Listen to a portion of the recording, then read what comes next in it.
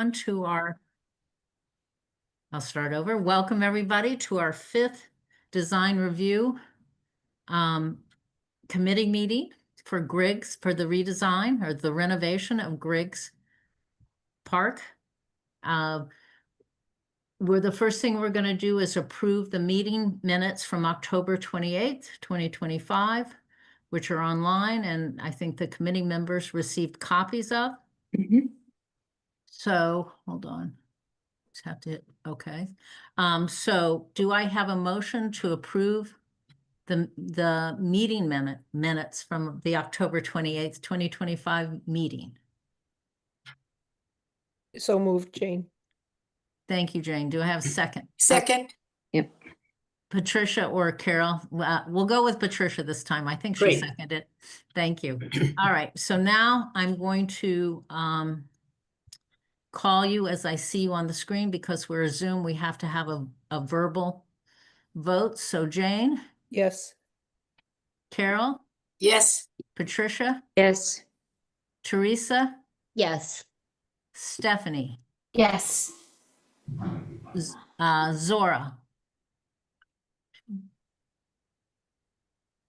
Zora is muted. Let me see if Zora is a co-host. Oh, I'm sorry, Zora. Let me make you a co-host. Okay, you should be able to unmute yourself now. Zora, can you? Yeah. Okay. Yes. Thank you. All right. Unanimous. Can I? Oh, perfect. Unanimous approval of the meeting minutes from October 28th. And now, Aaron, I think it's just going to start right in with his presentation with the project goal, unless Millie, you wanted to cover something first. Are you happy to have Aaron start? Or do you Yeah, have let's just dive right in. We have quite a bit of agenda items tonight, so let's dive right in. Terrific. Thank you. Okay, Aaron, it's all yours. You're muted, Aaron. Sorry, I'm navigating 2 screens, so controls are all over. So tonight's agenda, introduction, call to order. We've already done that. We'll do project goals and priorities, project timeline very quickly. Then last meeting, the last couple of meetings of feedback. Then we will talk about revised concepts, going in the order of entrances, play equipment, the natural landscape, where we'll be talking about the tree assessment that was done, and site furnishings. And at the end of all of that, that is when we will be bringing up project timeline and potential phasing of construction. I will note, due to the large number of people who have signed up for this meeting, we are limiting people to 2 minutes. I have a little timer that you should be able to see on my screen for public discussion per topic. And if the item we are talking about is not what you have a comment on, please hold your comment until that item is discussed. Okay, so project goals and priorities. Project goals are to provide a universally accessible park with entries and pathways, provide safe and accessible playground equipment for all ages, celebrate the natural character of the park, improve the existing drainage system, and upgrade existing amenities. Project timeline. We are here in Orange at meeting number 5. Our next meeting will be on March 5th. Hopefully it'll be our final meeting. It depends on how tonight goes. We may need additional meetings, in which case this timeline would grow again. Our goal is to have this final design approved and then brought forth to the Parks and Recreation Commission in the spring of 2026. And then construction drawings this summer and fall, with bidding and award early next year. So about this time next year, so that we could start construction in spring of 2027. So what we heard and previous votes. So from meeting number 3, the committee voted for a 6-foot wide path in all areas where the path is currently under 6 feet in width, and maintaining the existing width where it's currently wider than 6 feet. The committee voted not to have any additional wetland interactions built, and the committee voted just to see if the secondary entrance at Griggs Road could be kept the same. I'll have an update on that when we present paths. Meeting 4, so the last meeting, what people said is that they do not want any adult fitness activities. There's a desire to minimize the path width, and there were people who requested that we look at the path being reconstructed at 5 feet wide, which was not an option in the survey, which is the current width. People did not want to see any additional picnic tables. People would like the playground to remain in the same location. And there was a desire for natural looking and low profile play equipment and a desire to keep the sandbox and net climber. Voting items from meeting number 4. Committee voted for Compan to be the play equipment vendor. They voted for 2 additional picnic tables in the eastern area of the park for a total of 3. The committee voted to have the playground layout similar to the existing with an added buffer space, and the committee voted to have no adult fitness activities add to the park. Clara, is there anything on these past votes that you want to bring up again? No, no, I think we should keep going. Okay. Recap of existing conditions. This is just the existing site plan. There's a loop path, there's play equipment. This is in previous meetings, so I'm going to go very fast. Okay, the real meat of it. Pathway goals. Pathway goals are to provide universal accessibility on pathways and entries throughout the park. The big thing that we'll be discussing today is the secondary entrance on Griggs Road. So here's the existing conditions of the paths. 2 of the entrances are not accessible. The slopes are too steep. There is settling of the ground at the pipe, as you can see here, where like plowing equipment has actually damaged the bit conch because of the slope over the pipe, and the pathway width is narrow. Just a little bit of background. This is a wall of text. It'll be on the website. Basically, what the text says is that when you renovate a park, you have to make entrances. If you can make them accessible, you have to make them accessible. Anytime that you do work that is over 30% of the value of the park. So that was in response to the question asking about keeping the entrance at Griggs, the secondary entrance at Griggs Room the same. So is very unlikely that we'd be able to get an exemption for it. So we do have to make it an accessible route because it is feasible. So knowing that we want to preserve the number of trees, I've come up with a revised ramp concept that has no wall. It has a very low wall, and we are only removing 1 tree. So here's a little section. It would be 7 feet wide, which gives you 6'3" clear between railings. The reason we're going for over 5 feet here is because the ramp is so long, you would need to be able to have somebody pass somebody on it, as because you're constrained by railings, you cannot step off of it. The tree that we have slated for removal is a 24-inch diameter breast height willow tree in fair to poor condition. Of the 2 willows, this is the least healthy of the 2 at the entrance. Jack, our town arborist, did look at it. He noted some dead branches, root decay when he did a sounding with a hammer, and some lateral branch dieback with reduced response growth. Is there any questions from the DRC? Yes, yes, Erin, yes. will you just point out that the entrance on this road was changed point that out, please, and why? Yes, the entrance did move, as you can see in the purple. We did coordinate this entrance with the transportation department, and they wanted us to relocate the curb cut into where it is shown on the intersection, improve sight lines for people in cars at either intersection for people exiting and leaving and entering the park. So it's for safety. And Carol has her hand raised. Carol? Yeah, I have my hand raised. I'm concerned. You referring to the path around the park at 5 feet, and if you look at this top drawing in the middle, it shows that with 2 people walking in opposite directions, that it's 6 feet 3 inches. And I've been championing having the path at least 6 feet wide, and I'm wondering, is that decision final? That'll be 5 feet? Carol, if I can answer that, there we wanted to make it that wide because you have a railing on both sides, so you cannot step to the side to let someone pass. So we really do have to have it wide enough to let 2 people pass. People have pointed out that they were not given an option of keeping the path the existing width that it is now. People don't, even if it was 6 feet, people step off the path when another person is coming. So we were going to reconsider a 5 foot wide path later in this meeting. So, Okay, so we haven't voted on that yet. no, we have not. Okay, that's my question. Actually, Clara, if you do want to take that vote, this would be a good point to do it after the ramp because then we'll move on to the playground. Okay, that's great.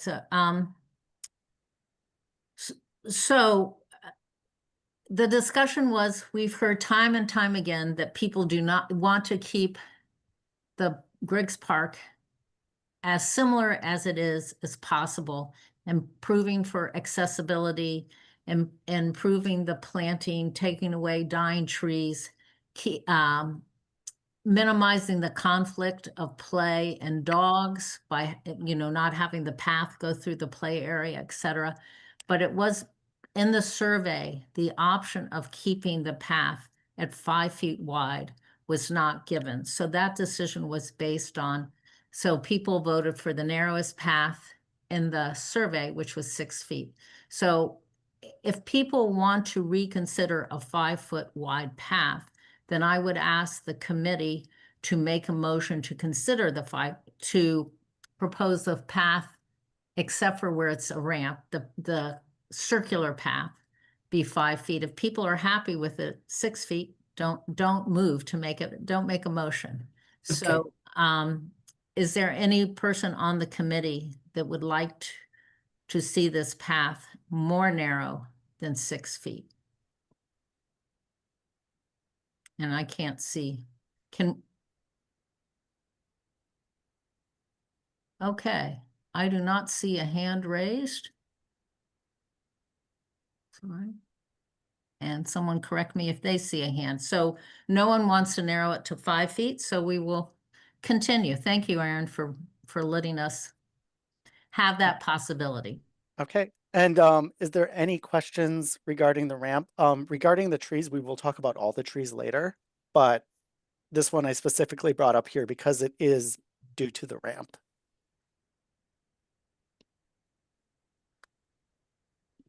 Are you going to show the entrance at the other corner? I just had on the overall plan. There's really no change to that entrance other than some slight regrading. Okay. Can I quickly Yes. ask, Aaron, is it, and maybe Clara, you have thoughts on this as well, is it recommended that we reduce it to 5 feet? 5 feet is the existing width, is that right? Right. I've- I was just, I just wanted to make that gesture to people if they wanted to reconsider, since 5 feet wasn't an option. Right. So But it's currently 6 feet. no, Is it's that right? currently 5 feet. It's currently currently But 5 but feet. not everywhere. It isn't 5 feet everywhere. Okay. We had talked about that part of the path was 6 feet wide and part was 5. There's some part that is wider at the other main Yeah. entrance at Griggs. At the entrance, but for the most part, the path that goes around the park is 5 feet. Mhm. Correct. Okay. Thank you. And so with that, the next thing we'll be talking about, and this is probably one of the bigger things, is play areas. So play goals were to provide safe and accessible playground equipment for all ages and look for ways to mitigate conflict between children playing and dogs.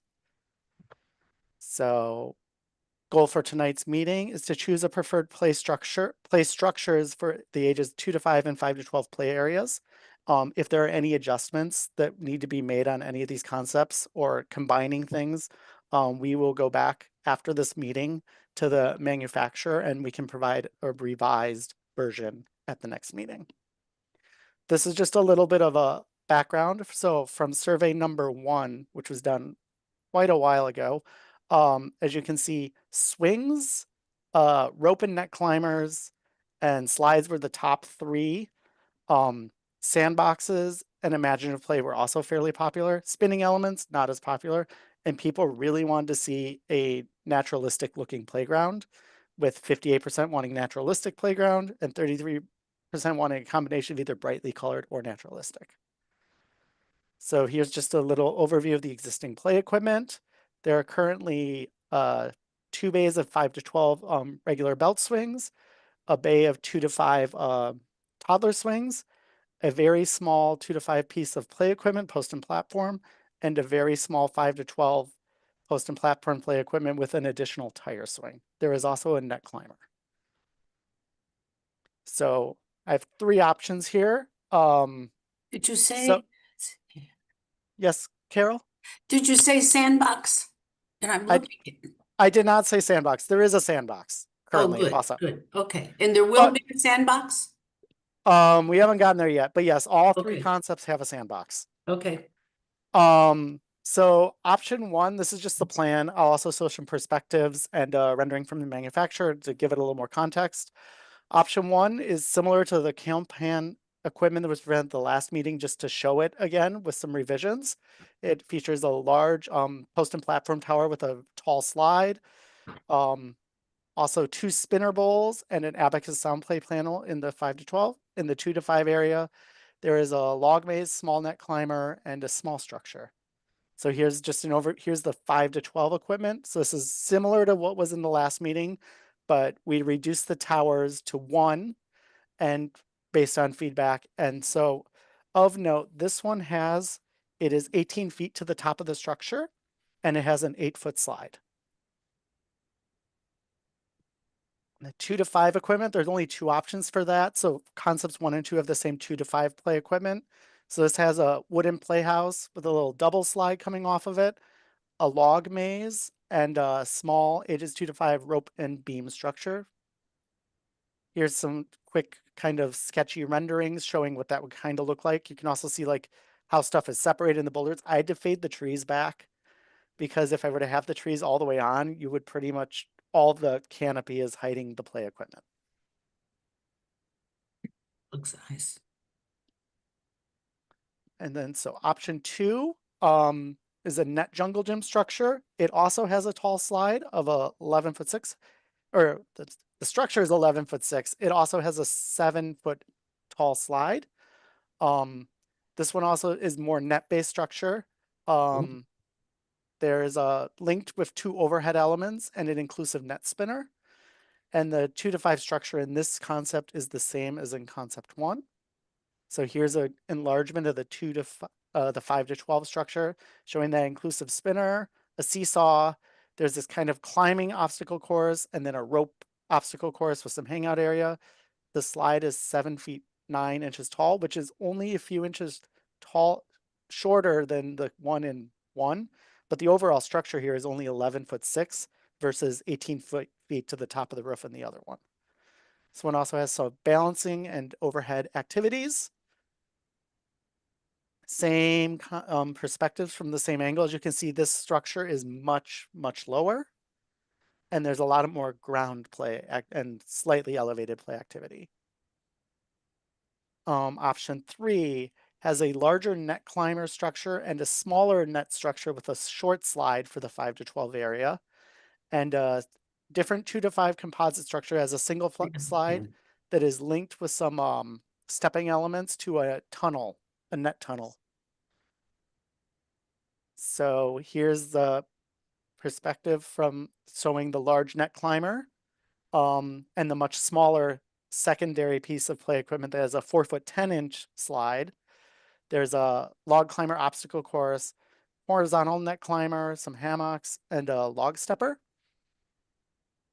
And then for the other option for the 2 to 5, which could be on any of the concepts, has some play table and panels kind of in the structure.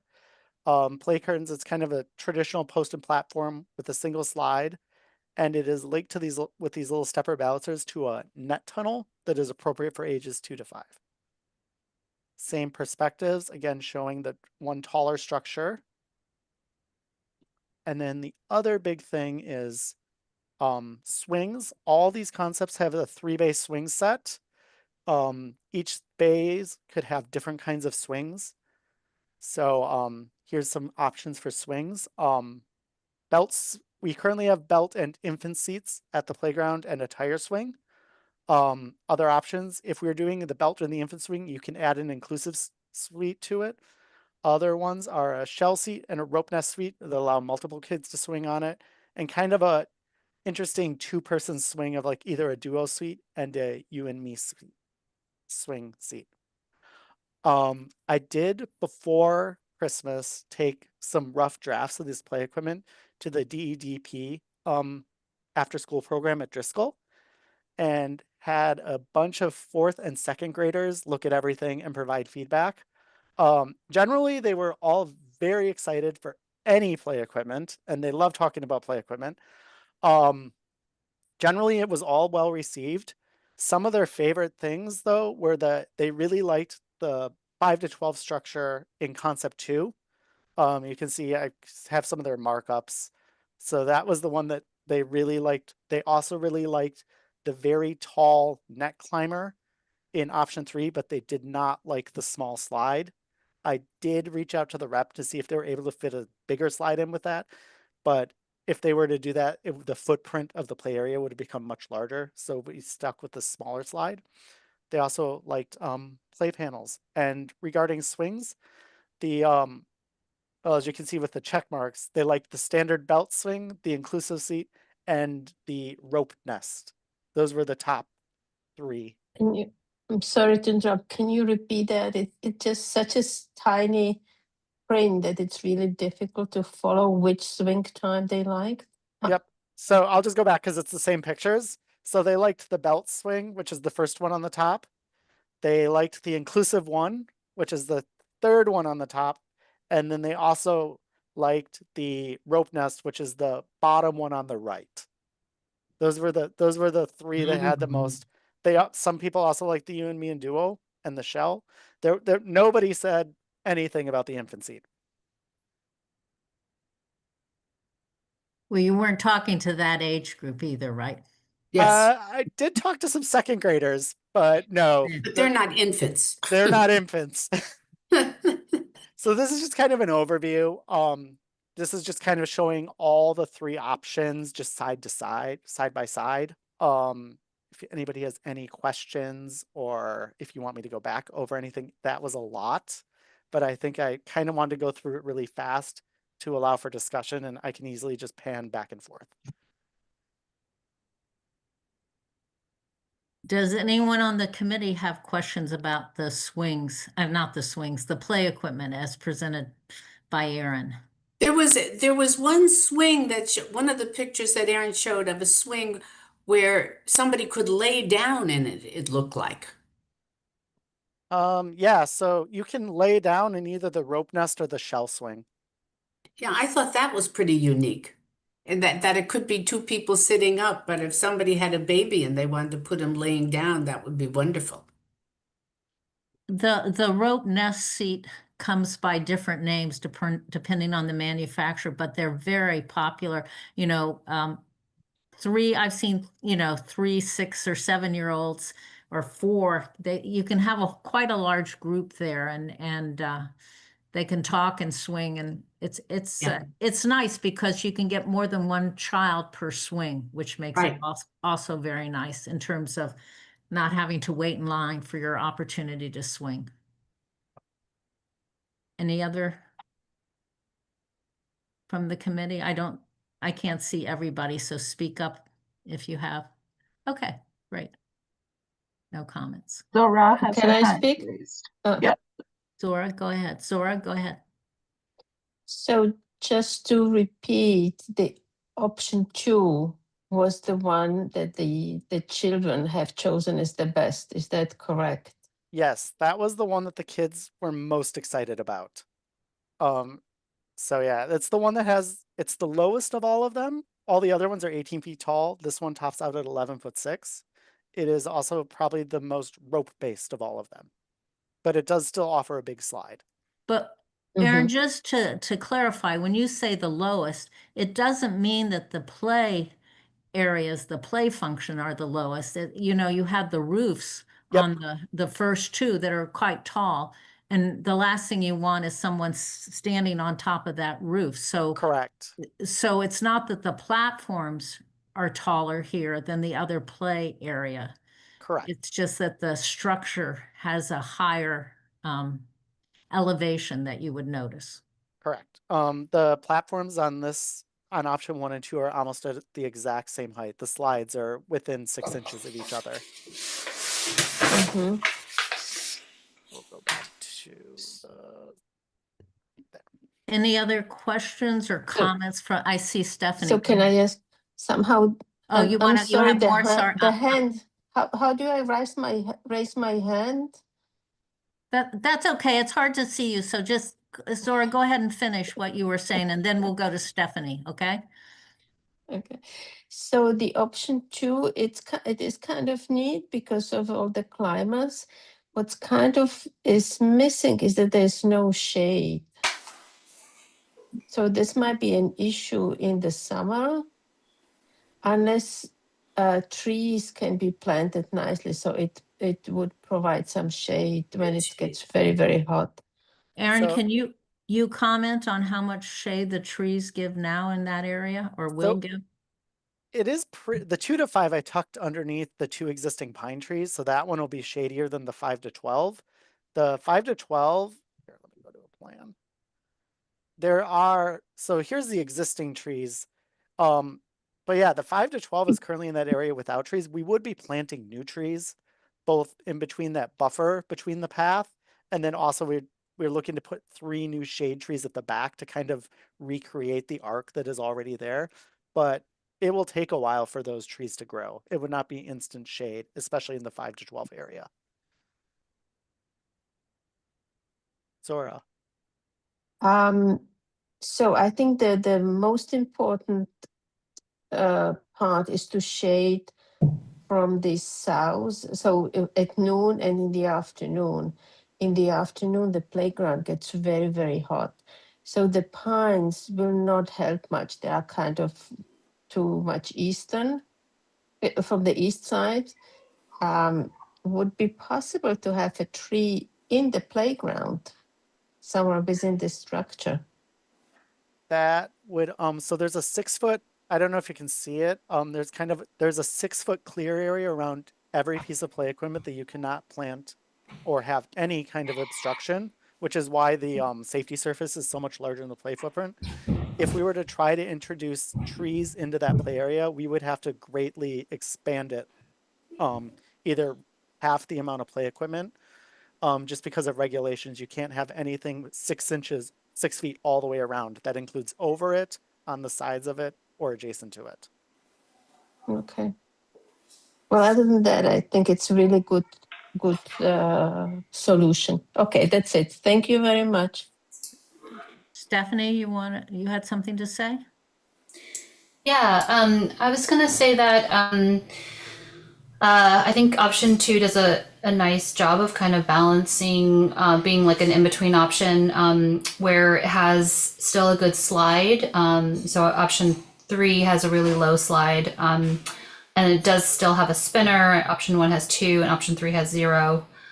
So from the survey, in terms of like play types, it felt like slides, or it reports back that slides and rope and net climbers are kind of high on the list. And so, and then option 2 also kind of, in terms of visibility, although the trees that are to be planted would do a lot to help kind of reduce the visual impact of the structures, I think having it low is really nice, and it being very transparent. So I think, I mean, these are really like all really like there's pros and cons of each option. And I'm just, just wanted to say, I feel like option 2 is a kind of good balance of the different needs. Thanks, Stephanie. Any other committee members want to talk about which one they prefer? And I see Teresa has her hand up, so go ahead. Yeah, I have a lot of the same reflections as Stephanie. I think it's a really nice balance with option 2. I also remember hearing in a couple of our meetings thus far that there's a desire to not increase the height of the play area, given just the nature of the neighborhood around it, and wanting to keep it as it is in current state, which is a pretty low park, except for the net climber that's existing there. So I really like option 2. I also think it really has a lot of play value to it with the, those things that spin that look like monkey bars a little bit, and then the net climbers and this in the net spinner. I think there's just a lot of great options for our 5 to 12-year-old age group. So I like it, but I think like Stephanie said, these are all really strong options. So thank you, Erin, for all the work you put in there. Thanks, and Teresa. I will say the overhead comment, the kids, shocking to me, I didn't even think that they would. They really liked that overhead with the spinners, which I would have never thought. Okay, okay, we have, Jane has her hand up. Go ahead, Jane. Yes, my question is related to the spinner, and it's actually in the chat, and it's the same question that I sort of came to mind. Is there any information about injuries related to the spinners? Just because there has been issues at Emerson with some injuries related to a piece of equipment. I'm just curious if we know anything about it. I like option 2, though. I do want to say it seems to be congruent with what I hear from the public comment around, less intrusive, more fitting in with the park and that type of thing. And then I love that the age group that, was surveyed really liked option 2 as well. So that feels very good to me. But I was just curious about the potential for injury on the spinner. And that's not just in option 2, it's in, I think, another option as well. I Thanks. will have to ask them. Erin, can I ask you a question? Can you Yep. point out where the spinners are? Are you talking about the, I think she's talking about these two red, the overhead the spinner. circular things Yeah. kids hang on Yes. and, yeah. But yeah, I think it's will an reach- option 2 and 3. I think it's just an option 2. Oh, is it just but- an option 2? Yep. Okay. But I'll reach out to Compan and ask them if they've had any, and if we are concerned, we can also sub that out with something else overhead. Mhm. Although that is another thing where we can easily amend it. Yeah, I like it. I like there's a lot of the ropes that I definitely heard a lot of enthusiasm about ropes in public comment and whatnot. So I think that's helpful. But I also just have a question. And we're not voting on anything related to the swings yet. We're just voting on the actual play, which Yeah. design 1, 2, or 3, correct? I think, how do we want to do that, Claire? I think Yeah, maybe it makes, or do I we think want to we go? should vote on 1, 2, or 3 first and then talk about which Okay. swings we want. Sounds Okay. good. That's I'll okay. hold that for thought then. Okay, Thank you. and do we want to have Wait, Carol has her let- hand. Carol has her hand up, and then I'd like to say something, then we can go to the public. Okay. Okay, I find it very exciting to see here there is a seesaw. That is a flash from the past, but I haven't seen it in their diagrams where this seesaw is. It's What do kind you of, think is a seesaw compared to what I think is a seesaw? it's hidden back here. It is a traditional seesaw with the little bumpers that you can have. It's for 4 kids Oh. that you go back and forth. Oh, that's great. Okay, thanks. So I just want to get my 2 cents in. I too prefer option 2. And I like it because it looks challenging. I think, the 5 to 12-year-olds need a little bit more challenge. I think those rope structures are very challenging. I don't think it has, I like that it's not tall and it'll almost disappear when you're far enough away from it. And in terms of shade, the platform structures, you can sort of sit in the shade of the little platforms, but the trees really are the most important thing to give shades to the kids as they grow, and they can go sit under the shade of the trees until they get bigger. But even the platforms where the trees haven't grown only offer the shade underneath those platforms where there isn't a lot of play activity going on. So I look forward to the trees growing and giving a lot more shade. And I think that option 2 would be really challenging and fun. And it's the one that the kids picked out too. So I joined the chorus for number 2. So now that we've had comments from the committee, I guess we should open it up to the public, and Erin's going to keep time.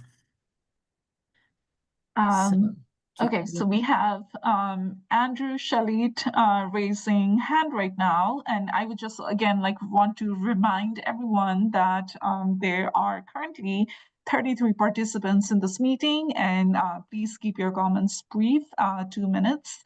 And if there is a comment that's already been mentioned, please try not to repeat that. Let's try to hear everyone's voices. And again, feel free to, as you all have been doing, type your questions in chat. So Andrew, I'm gonna make you, you should be able to unmute yourself. Great, thank you. I will make this quick.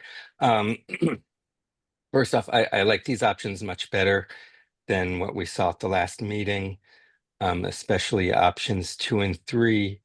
I appreciate that they are less visible, and as people said, they sort of melt away into the trees. So I appreciate that. I will say I'm concerned that after all this time, I feel, having lived next to the park for 20 years, that many of the committee members seem to not understand how the park is currently used. Change is fine, but there should at least, people making the change should be aware that they're changing things. I keep hearing that one of the pieces of playground equipment is for 5 and 12-year-olds. And if you took some of those fourth graders and asked if they would consider that a climbing structure for them, they would laugh. The 2 climbing structures that we have now are for very small children. They're for parents with their toddlers to climb on. And that area, that whole area, the sandbox and the 2 climbing structures, is a little sanctuary for childcare workers and parents with small children. Going to survey fourth graders who are running around independently at the Driscoll School playground is not Griggs Park. And thinking that that's representative just shows a misunderstanding of what Griggs Park is. It's not a public playground. It's a little neighborhood park. It would have been better to go on a Saturday morning or Sunday morning and talk to parents and ask them how they would, which playground equipment and design would work for them. So again, change is fine, but I'm kind of gobsmacked that the committee members don't even seem to understand that this is change. Thank you, Andrew. Do we have another hand raised, Millie? Currently, let's see, Naomi has her hand raised. Give me a second, Naomi.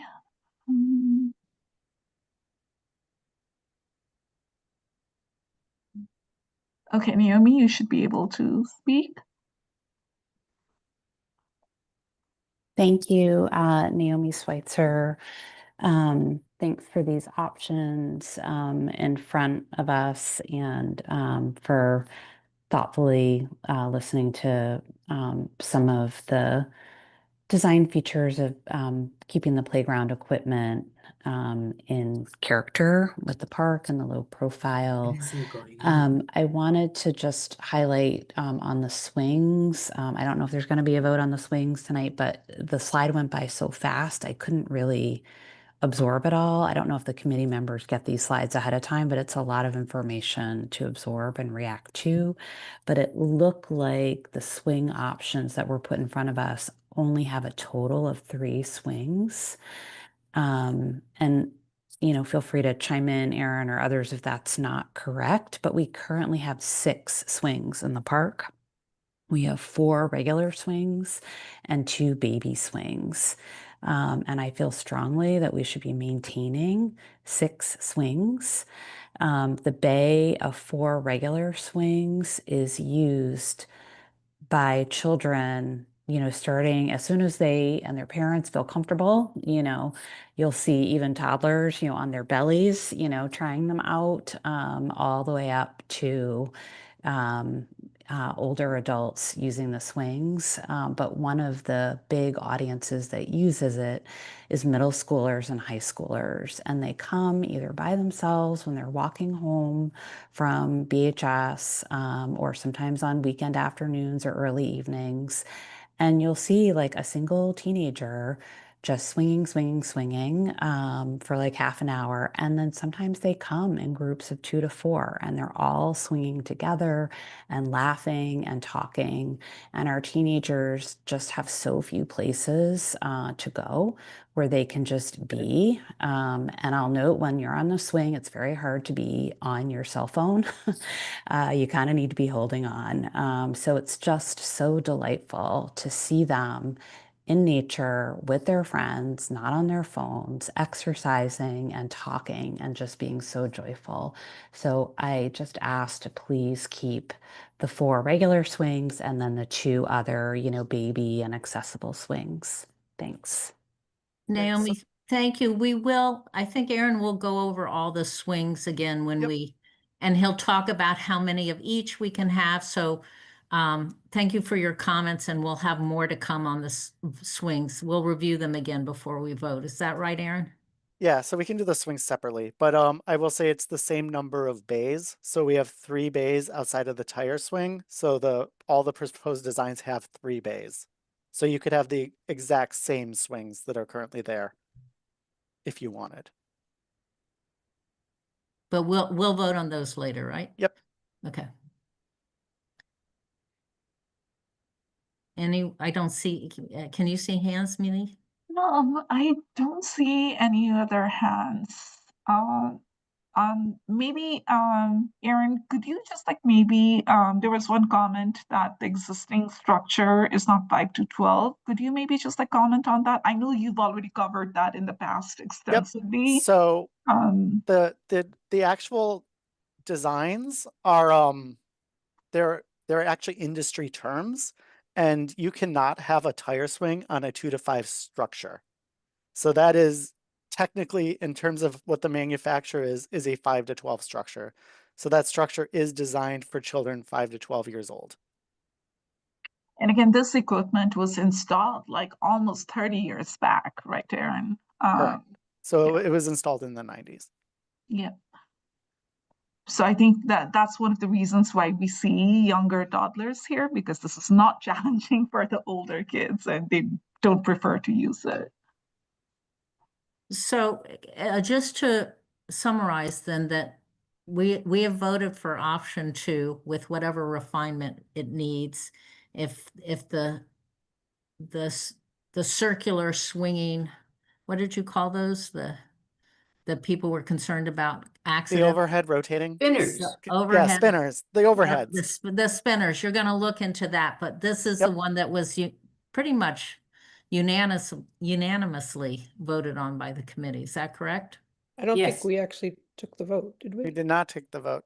Oh, people said what they preferred. So we should take a vote on that now that we've gotten, so does someone want to make an, Can I ask a question before we take the Sure, vote? Jane, Is this, go again, ahead. it's just something in the chat. It's the square footage is increasing in option 2. Is it increasing in comparison to what's existing? Correct. They all are a little bit, but They that's all are. really to add play value. If we go back, actually I have a little summary here. If you look at the current surfacing, if you just look at the 2 to 5 and 5 to 12 structure, each one of those is below 1,000 square feet, and to try to add more play value into that footprint would be very hard. So in order to add additional play value, the structures do have to get bigger because they're more interesting. We're also but as you'll see in these numbers, we are also increasing the 2 to 5 zone too, acknowledging that a lot of 2 to 5-year-olds use this playground.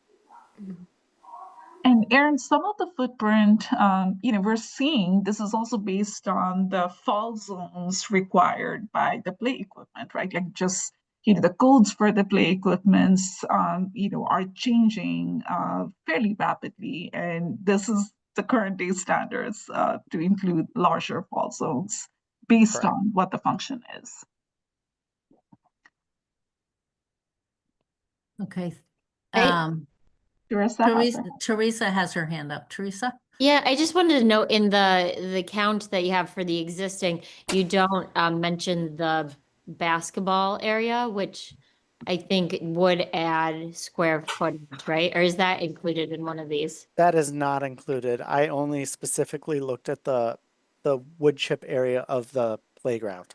Okay. So it doesn't include the sandbox or any of the space in between the structures that currently exist. Right.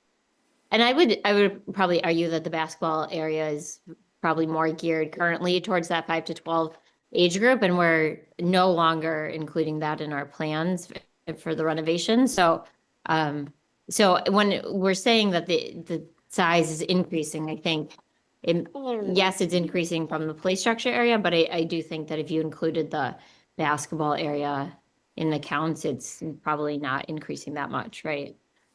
Correct. Or it might even be about the same. And we're also shifting. So where the basketball court currently is would be open lawn space and planting, which it currently is not. It's helpful. Thank you.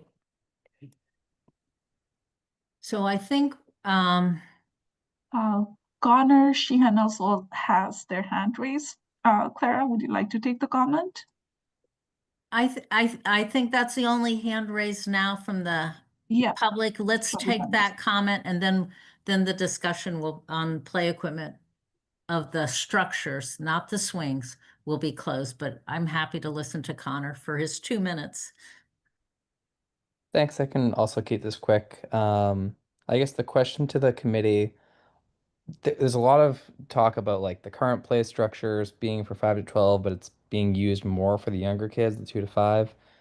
Is the goal, like, do we have a goal as this project to have this become more of a destination for older kids? Thinking about the comments from kids in schools being like, that would be a dope playground. Are we trying to get kids from who are not typically at Griggs today, who are not typically in this neighborhood, to be coming here and seeing it more as a destination? Or are we looking to have it stay more of a quieter neighborhood park? If the latter, probably option like 1 or 3 might be better. If the former is the goal, maybe option 2 is better.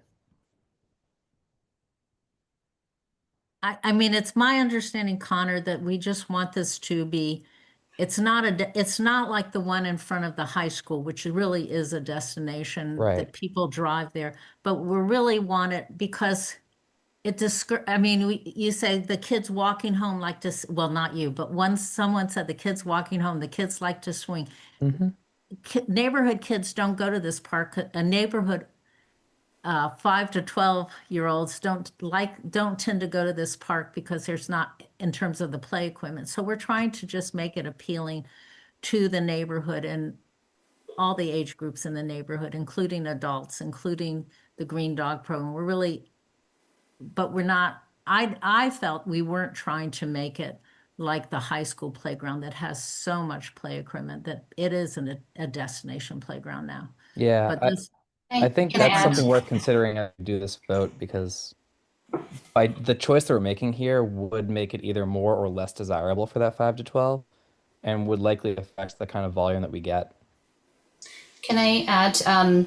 I think that all 3 options are similar in footprint for the type of play equipment that is geared towards the 5 to 12. So I don't think it's, in terms of the differences between the schemes, I don't foresee there being like a huge difference in the attractiveness to that age group. I do want to say that as you know, someone who has 2 young kids, that like kids they're not just going to be like, oh, this is designed for me. Like they're going to play everywhere and anywhere and anyhow.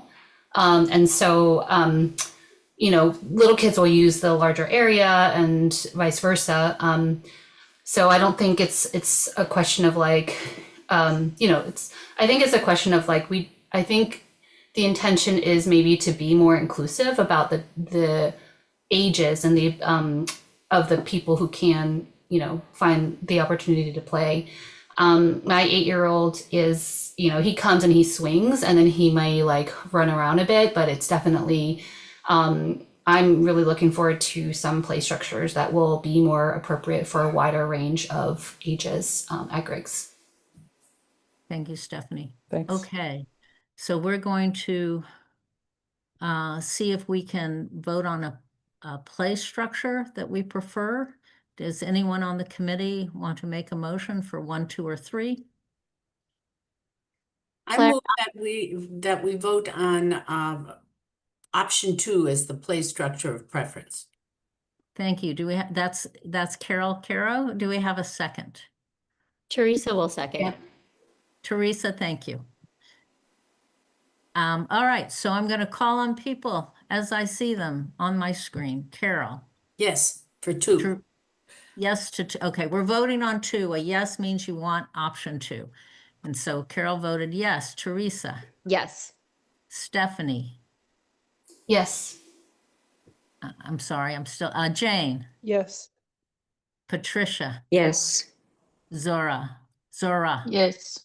and I vote yes. So it's unanimous for option 2. Thank you, Erin. Those were really, really good design and choices and options. So thank you very much. So because we're talking about the springs, before we go to the 2 to 5, do we want to talk about the swings? Yes. Sure. So just to reiterate, it would be one swing set. I'll just pull up one of the plans with 3 bays. So we're taking the same number of bays and combining them into one swing set to kind of save room. So we can have up to, depending on the swing type. So if you do belt swings, they go with other belt swings. So you could have 2 sets of the 5 to 12 belt swings like we currently have, and 1 set of the 2 to 5s. You could have Erin, but you have to make it clear when you say 2 sets, how many in a set? a set is 2 swings. Do you have So- a picture of that so we could see what you're talking about? So here's an Yeah. example. So this is a 2 bay swing set. So we would have a 3 bay swing set. This swing set shows one of those net kind of rope swings that everybody likes. So you could get you can have a bay of one of those. And then this is the traditional belt swings. Like there are 2 sets of those currently there. So in each bay you could have 2 of the belt swings. And then the 2 to 5, the little bucket swings for toddlers, they also do 2 per bay. All the other swings is 1 per bay.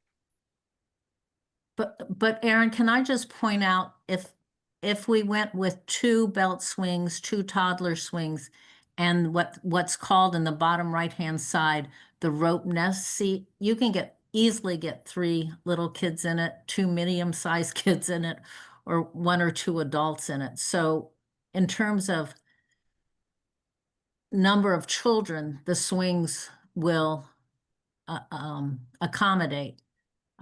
You can count the nest seat as 2 kids, but that being said, each committee member should say how the swings they like and how many of each they would want. So do we want to start on that? Does anybody want to start commenting on the number of swings and the kind of swings they'd like to see, knowing we have 3 bays?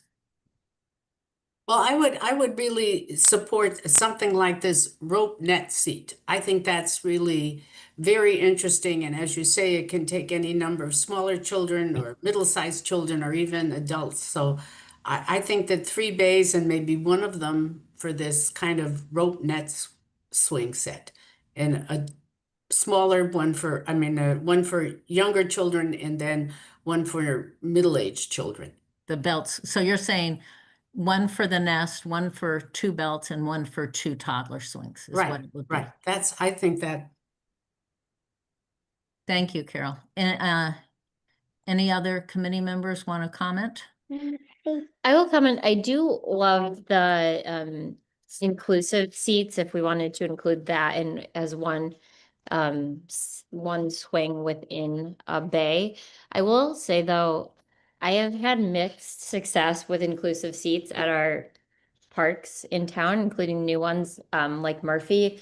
The seat is incredibly difficult to close and then reopen to let a kid out. So we want to make sure we have Compan agree that we're going to get the best option on that if we do go forward with that, because it can be really tricky to unlock it. And then it also closes very quickly and can knock kids in their head, and have had that happen to my family many times. So just want to know. Teresa, I don't know what you mean by lock and unlock a swing. So if you look at the boy sitting in the Oh, in the seat, green, this one Yep. in the, yeah. yeah, it kind of clasps into the seat. Yeah, So that it okay, doesn't I fall see out. what you're saying, yeah. And it's hard to pull it back up to get them out. Yeah.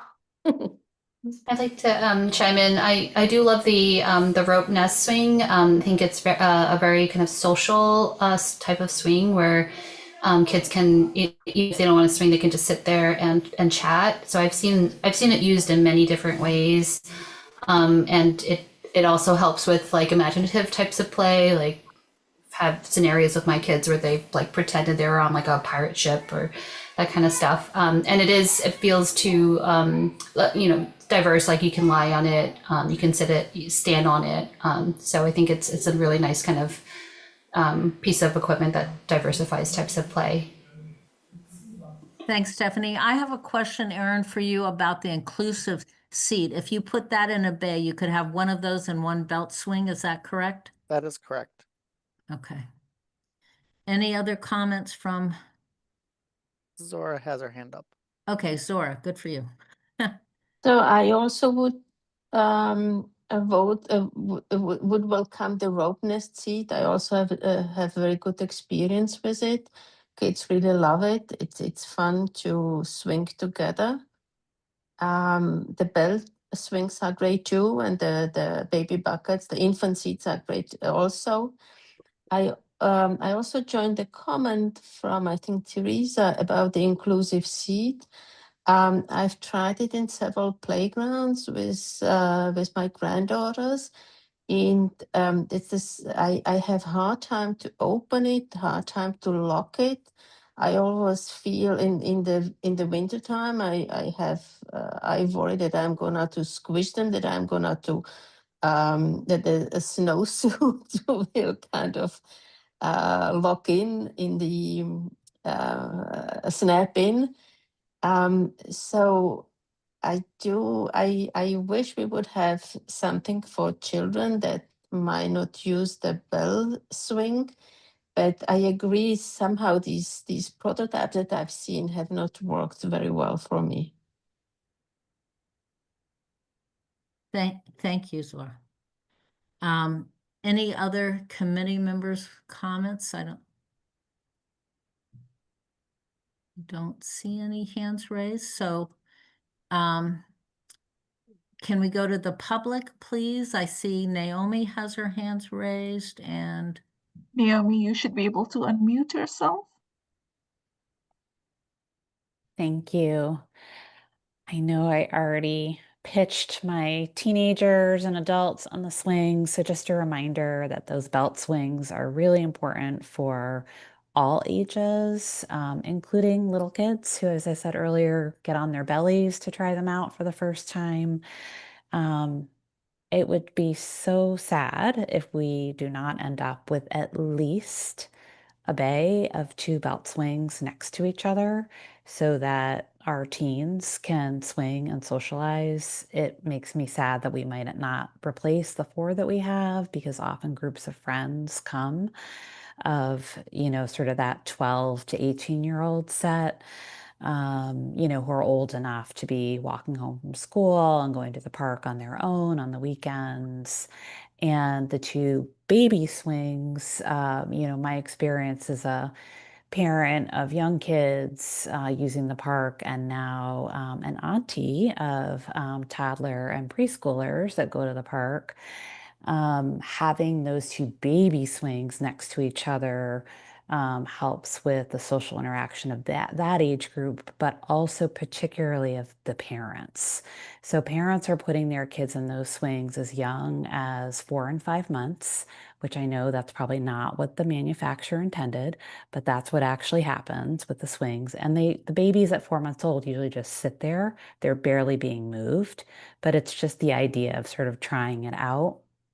And there's so much interaction happening with those parents. And I cannot tell you how important those social interactions are, especially if you're a first-time parent and you're trying to build connections and community with other parents and families in the neighborhood. So just thinking about how the bays are arranged and how we're meeting the needs of these different age groups and parents, but especially don't forget about our teenagers and adults who like to swing together. thank you, Naomi. Erin or Mealy, do you see any other hands? Not currently. Erin, could you please clarify if that inclusive seat, babies and toddlers can go there? Toddlers, maybe, right? The older one, but maybe not the babies.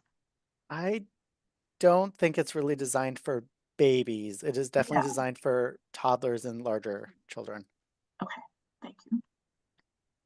I also, if I could just add that if we use a rope nest seat that, and if a child doesn't, is older but doesn't have the ability to hold himself up, he or she could lie down on that nest swing and get the sensation of swinging, which would be nice. And I tend to agree with Naomi that it's nice to have two belt swings next to each other and two infant, toddler, whatever the little seats are called, two of those together.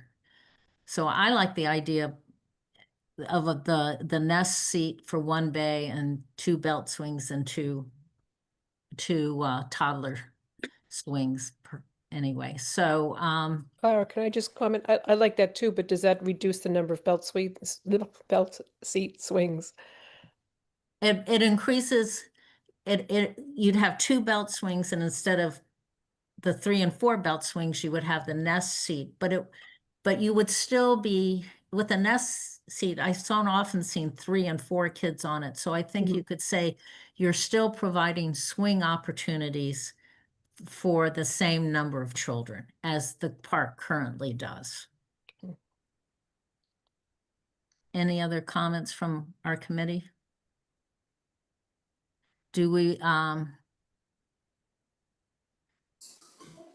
well, I'd like to make a motion that we have one, Mealy, are you good with that if I make a motion for swings? Yeah, absolutely, because I don't see any other hands raised from the members of the public. I'd like to make a motion that we, of the 3 bays, 1 bay, probably the one closest to the end be a nest seat, and then we have 2 belt swings, a bay with 2 belt swings, and a bay with 2 toddler swings. And that is my that's my motion. Do we have a second to that motion? I second that. Thank you, Carol.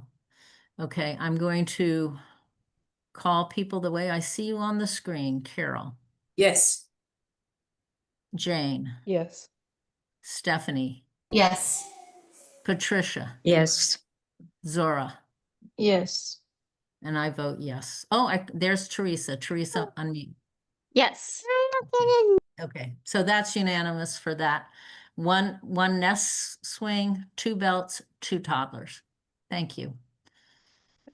And then the last one is the 2 to 5 play equipment. So there are only 2 structure options for the 2 to 5. They're both very similar in that they have little posted platform structure. One has 2 slides, one has 1 slide. One structure has a kind of a little net tunnel that is connected by these either balancing, or really they're large enough because they're designed for 2 to 5 that you can almost like go on your belly on them. So they're bigger than like a 5 to 12 kind of stepping structure. And the other one has kind of this log maze. It's a vertical element and also a little net climber. I don't get what this green log maze is. Is that to encourage people to climb up those structures, or I don't get it. So it's to run through or Run through. walk through. There are not handholds on them. They're not designed, and I believe they're far enough away that you can't really get in between yourself for the structures. We'll go back to the plan. It was on, so right here, you can kind of see they're just kind of scattered. And if you don't want them, we can also eliminate them. They're like posts you run around and play tag and zoom around, and you can hang on to them and, run around it like you would a tree or something like that. Yes. No. Yeah, there's no handholds or anything like that. Now the 2 pictures you showed, could we go back to those?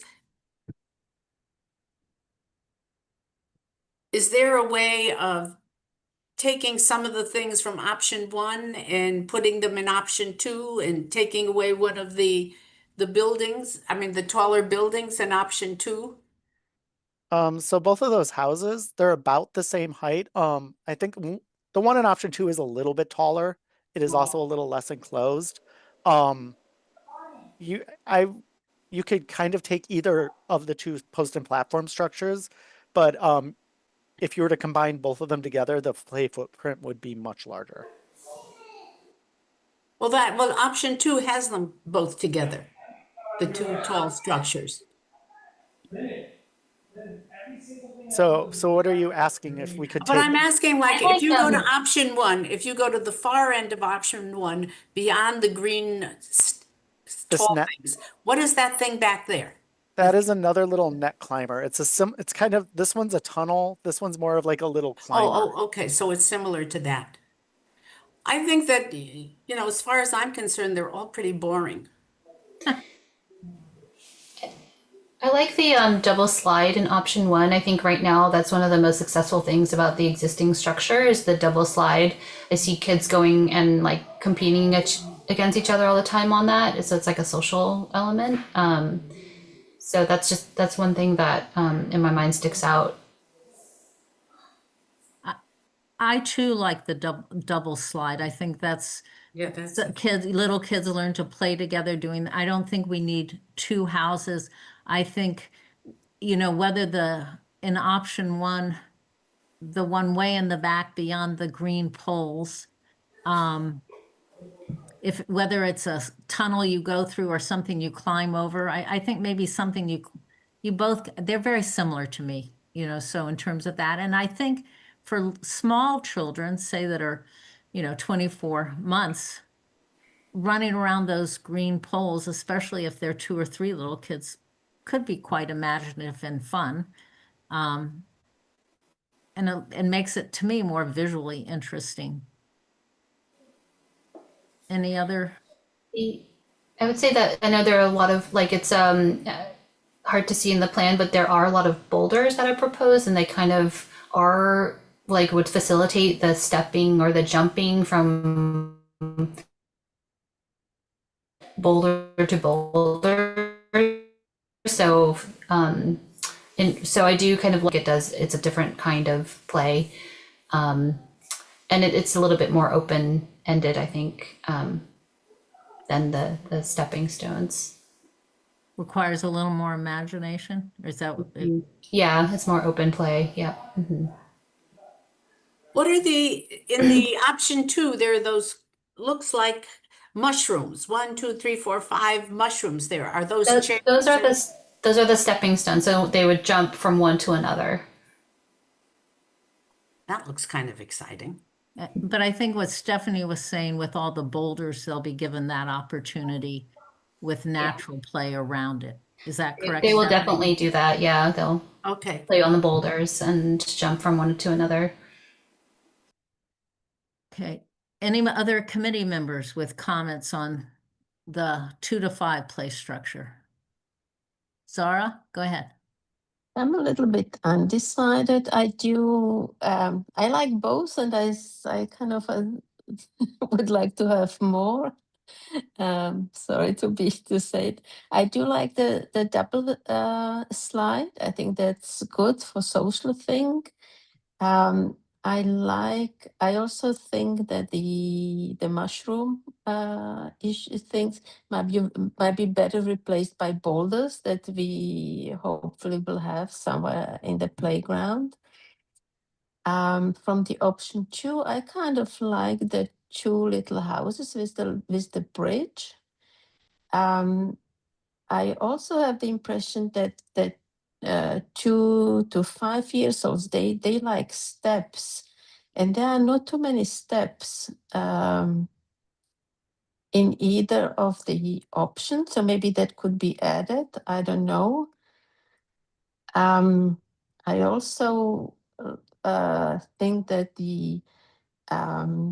that in the old structure that we have, there's this ladder, this round up ladder. I don't know whether you know what I mean. That's been also quite popular. So for the small ones, for the young children. So as I said, I'm a bit undecided. I think I would like the double slide. I like the 2 houses. I've never seen the maze, so I don't know how it works. It seems to me that more steps and a little bit more of this little climbing would be fine. Stepwise climbing would be more fun. Not sure whether this is helpful, but I'm trying my best. And I Thanks. like the houses, the open houses. Aaron, can you tell us the height of is the height of the proposed double slide the same height as the existing double slide we see on the left? I do not know off the top of my head. I would have to measure.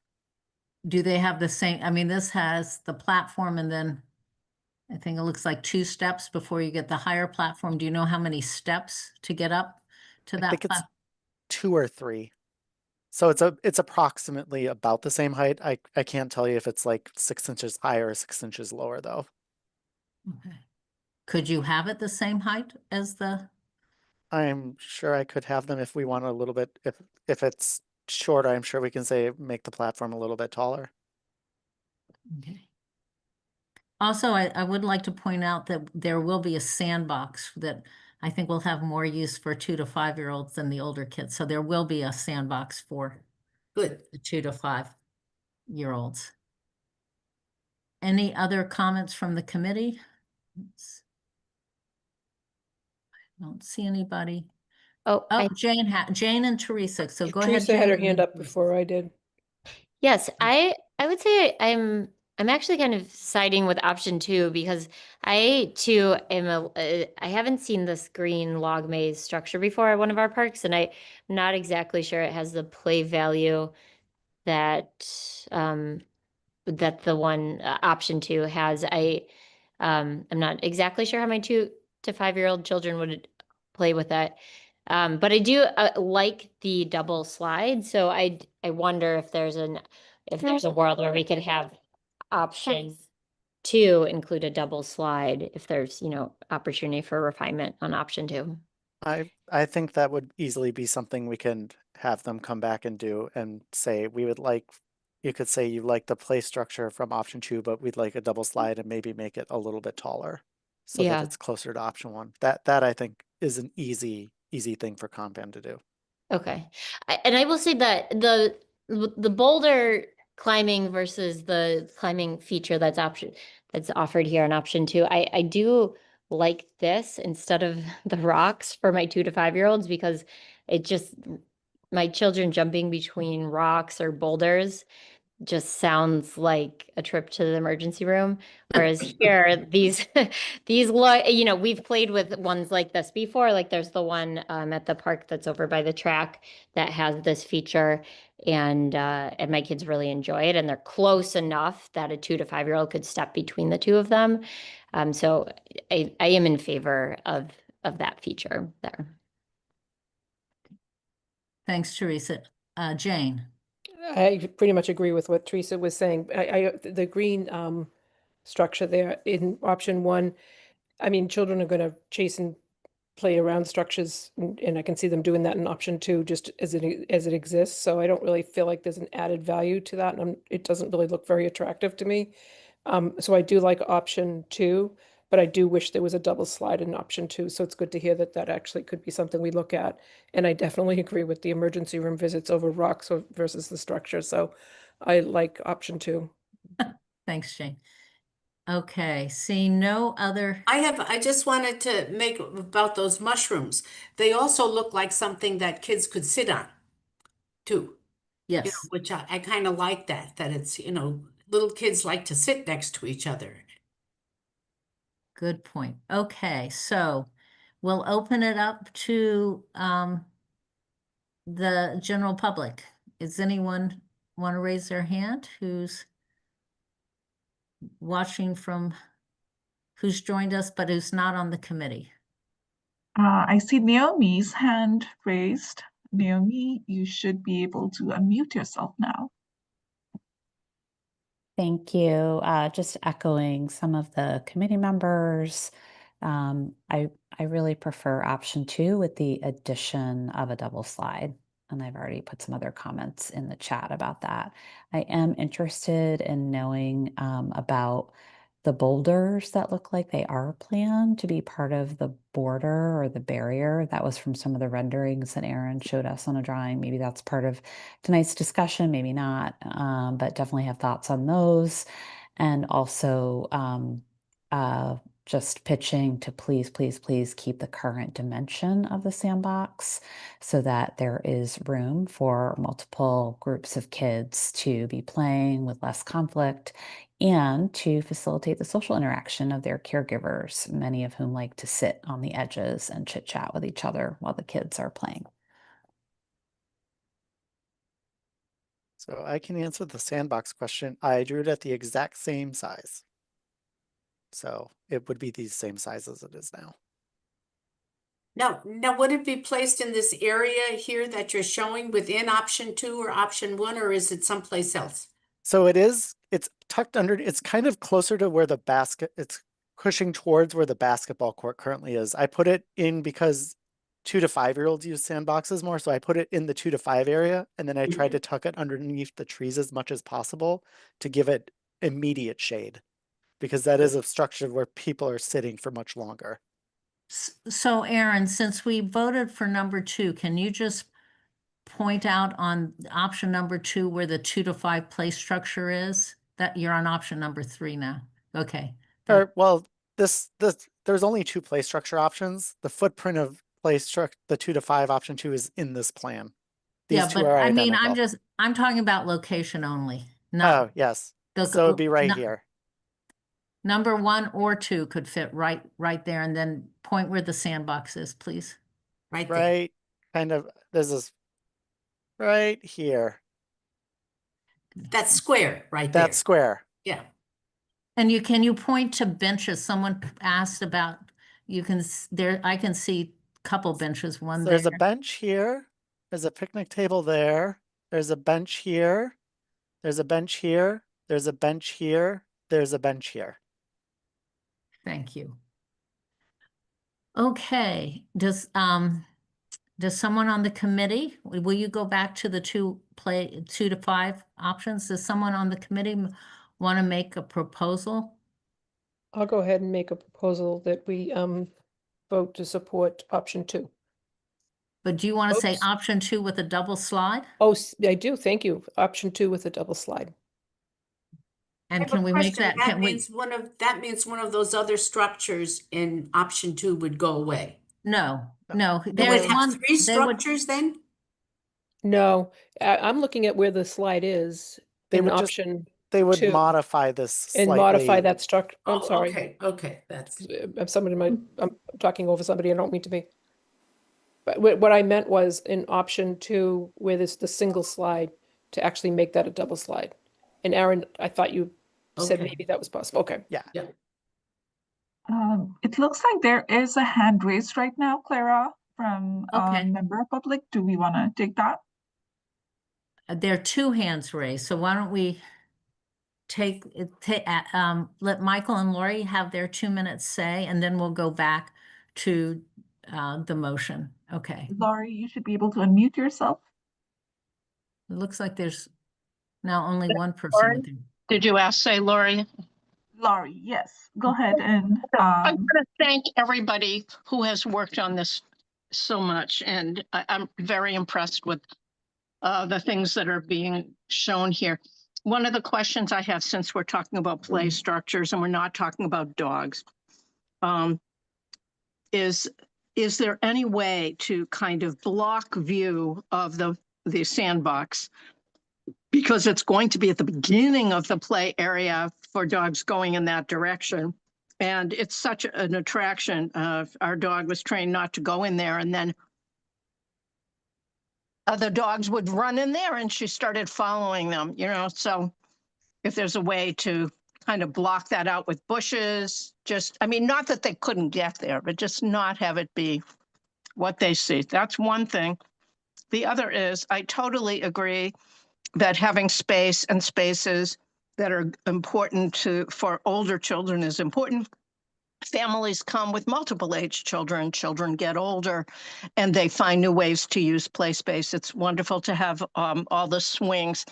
And I'm sorry that the large climbing structure is not there, even though I'm glad it's not where it was. And I'm just wondering this question that probably won't go anywhere, but the question is, why couldn't we have made the playground a little bigger and had like a larger climbing structure for the older kids somewhere, like near where the basketball court was or something like that? Because I don't know that there was a complaint about that. And I will sit back with with the answers. Thank you so much. Thank you, Lori. Aaron, do you want to respond to any of those comments? So I will go back to my plan. So I'll actually just go to one of the concepts because it's bigger.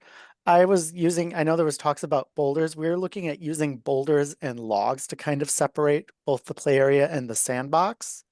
The issue with using like a line of bushes is that bushes do not do well when it's kind of in a through path of both a lot of people and or dogs. They end up getting damaged, and we've had issues in other parks in Brookline keeping them alive, thriving, and healthy, especially as you try to establish them. And then the other thing is that from the last meetings, we were told that we did not want any additional fencing. So I was looking at ways to do it naturally with other elements that were not bushes, which will not do well, or fences, we've been told at the last meetings that nobody wants to see additional fences. So we weren't proposing any. Thank you. And thank you for your comments, Lori. Now, Michael. Is Michael, you on? should be able to unmute. Thank you. Yeah, I have just a quick question. Are there options for the color of the ground cover in these playground areas? I see some of these playgrounds have some very bright colors, and we just like to keep it naturalistic. This is brown, but I wondered whether green that would fit in with the background grass would be an option. Thanks. We can't put play equipment on lawn. No, I'm not. I know the lawn, not lawn, but the color of the base of the ground cover. Yes, I think since we had so much this meeting, I wasn't going to bring it up at this meeting, but the next meeting we can discuss color. But yes, that does not, I have everything here shown orange just for visibility purposes, just so that you can see where it is. But yes, color is completely selectable, and we can do that at the next meeting. Laura, I have another question looking at the slide that is up there now. It shows the existing net climber rope replacement and how much it would cost. Is that there to say that we are going to do it, or is it there? Why is it there in the drawing? I think because of it's there to show how much room it took, and people were talking about how much they loved open lawn, and that there was a conflict when you had a path going through the play equipment. So this shows that Aaron has solved the problem of the path going through a play equipment, and that the play value of that structure has been replaced by definitely an option number 2 with all the climbing nets it had. Okay. So we are, and because Aaron also found out it would cost about $25,000 or $30,000 to replace the nets to make the structure viable, and that it just didn't seem worth the money. So we've decided to put all the play equipment on one side of the path, and to leave the large lawn. And it's just there to show you what a nice lawn there'll be now that it's gone. Okay. Thank you. So we go back to your slide. Thank you, Aaron. There we go. So we're going to go back to Jane's proposal.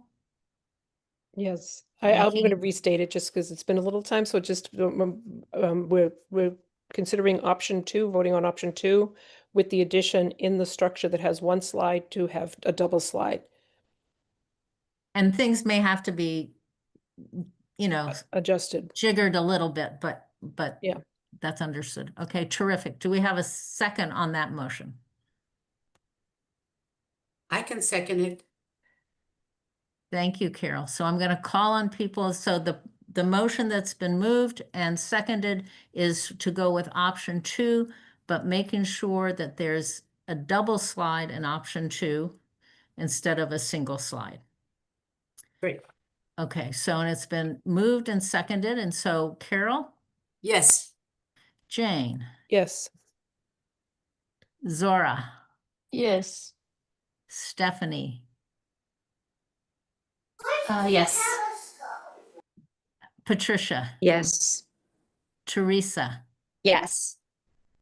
and I vote yes. The chair votes yes. Thank you all. So Aaron, that's, I think we've covered the play equipment questions for this meeting. Is that correct? Correct. So the next thing, we're going to talk about natural landscape. Really the part that we're going to be talking about today is trees.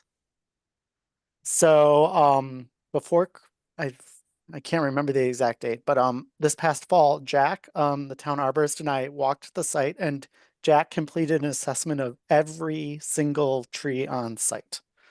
So this park is so big and there's so many trees, I kind of broke it into 2 plans. So as you can see here, the color coding is if it is a blue tree, it is in excellent condition. If it is a good tree, it is in green. If it is a fair tree, it is in orange. If it's in poor condition, it is that bright red, and there are none on this plan, but if it's dead, it's a dark red. So on this plan, there are 46 trees colored in. We are proposing to remove 3 trees, so there would be 43 left. Of the 3 we are removing, one of them would be fair. That is the one for the accessible ramp. And the other 2, number 5 here, this little red bud, and Oh. number 36, this Katsura tree. Jack, the arborist, has said that they would be worth removing just based on their condition and how they are growing. The number 36, the Katsura, has a notable lean, canopy declined, a buried root collar, and dead leaders. And number 5, the Cyrus canadensis, the redbud, is a 2-stems tree, of which one of the stems is 90% dead and the other one has very limited growth. And then on the second plan, this is the trees kind of in the center and in the wetland.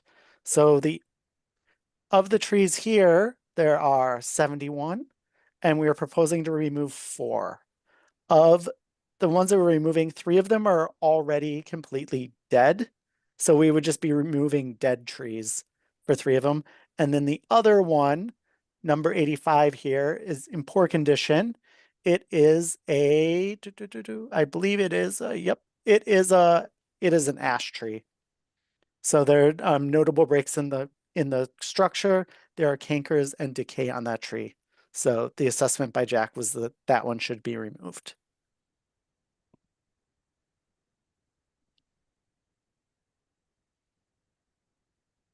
Are there any questions from the committee?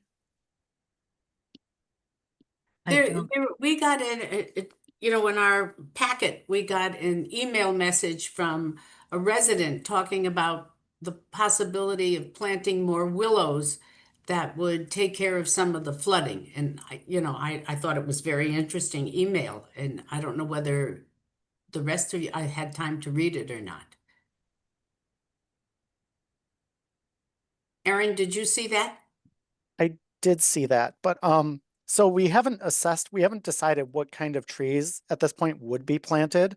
I know we would want to replace some willows with willows, but we'd also want to look at establishing some more native trees, especially in the central wetland area, just because they provide habitat.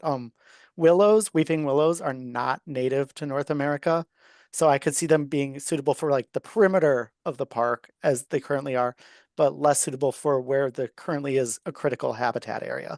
But what about his claim in the email that the willows could help some with the flooding that takes place?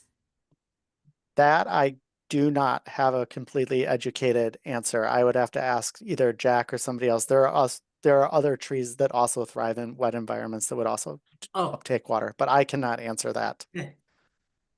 So we have 2 hands raised from the committee. Patricia, would you like to make a comment? Yeah, I would just like to comment in support of the willows. I've counted that there are 33. One's going to come down. And I realize there's being 18 new trees planted. When I first asked if any of those were willows, I was told no. And I realize that willows are not native, but they have been in this country for 300 years almost. And I think there's a camp that says, I know there is because I worked with somebody who was in this camp, that just because something is non-native does not mean that it's a plant or a tree that you should completely eliminate from your plantings. His point was you should look at what it contributes. And if it's not invasive, then the fact that it's non-native is not quite as troubling. But a plant that's been here for 300 some years is pretty close to native, I would think. And I just want to make sure that the beauty of the park, which the willows enhance, is something that we also consider. I don't have dogs, I don't have children, but I'd love to go to the park and walk. And one of the things about the park is it's just natural beauty. So I just want to be supportive of that and just say, some of the trees that are planted new should be willows. Otherwise, there's like, I saw 11 are already in fair or poor condition. If you don't plant any willows now, in 20 years, you will have very few. Thank you, Patricia. Mhm. So Aaron, we're not going to discuss tree species, but that comment was heard loud and clear, Patricia. Thank you. So Stephanie, you have your hand raised. Yeah, are we talking, Aaron, about the proposed tree plan that you had shown? I think right now we're just talking about the removals. Okay. I can bring up the Comment. proposed tree plan if you want to talk about it all at once. If that's easier. It's just on the next slide. Clara, should I do that? Yeah, and you're showing where new trees are going, but you're not Yeah. showing what variety they are. Is that Correct. correct? What species? So yes, here's actually a good summary slide. So all the ones in red are the ones that are being proposed to be removed. All the green ones would be shade trees, and the blue ones, I'm calling them ornamental. That doesn't necessarily mean they're flowering trees. They're more of kind of a lower understory tree, so that they stay at, at a 20 to 30 feet mature height, as opposed to 50, 60, 70, which you get with like the willows and the maples. Yeah. Okay, thanks. Yeah, I agree with Pat that the willows provide a lot of character to Griggs. It's kind of one of its defining features and something that really makes it unique. But I did hear, Aaron, you saying that it might be appropriate for the buffer, which would, I think would be really great to have some of those proposed trees be willows. With the kind of, I think I am in agreement with the planting along the buffer, but I think that a lot of like how people use Griggs are these open rooms, for picnicking and for dogs, etc. So I feel like there's a bit too many maybe proposed in the interior, especially maybe where that 57, like those two trees, and like also maybe along the western edge a bit. So that's just my comment of like, I'm in full agreement of wanting to increase canopy along the buffer, but wanting to make sure that we maintain areas of sunlight for those programs. People seek sun quite a bit. So just want to make sure that we're not overplanting the interior. Thank you, Stephanie. Aaron, I'd also like to comment on the trees you show in blue that are understory. That's really those trees are going to give more shade to the playground because they're south to southeast of the play area, and some are southwest of so I think to mix some shade trees in with the ornamentals, I'd really like to see that. And maybe you can show some shade trees there as well when we talk about species. Yeah, I could easily swap some of those out. Okay.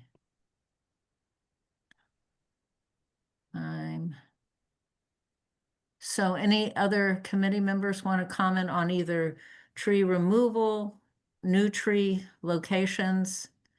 And we're not discussing species yet. Okay, seeing no hands raised. Do we have three hands from the Where's the public? Okay. public. So should we go? I don't think Lynn has spoken yet, so we'll go with Lynn and then Lori and then Naomi. Sounds good. Len, you should be able to unmute yourself. Thanks, Clara and Malay. A question and a comment.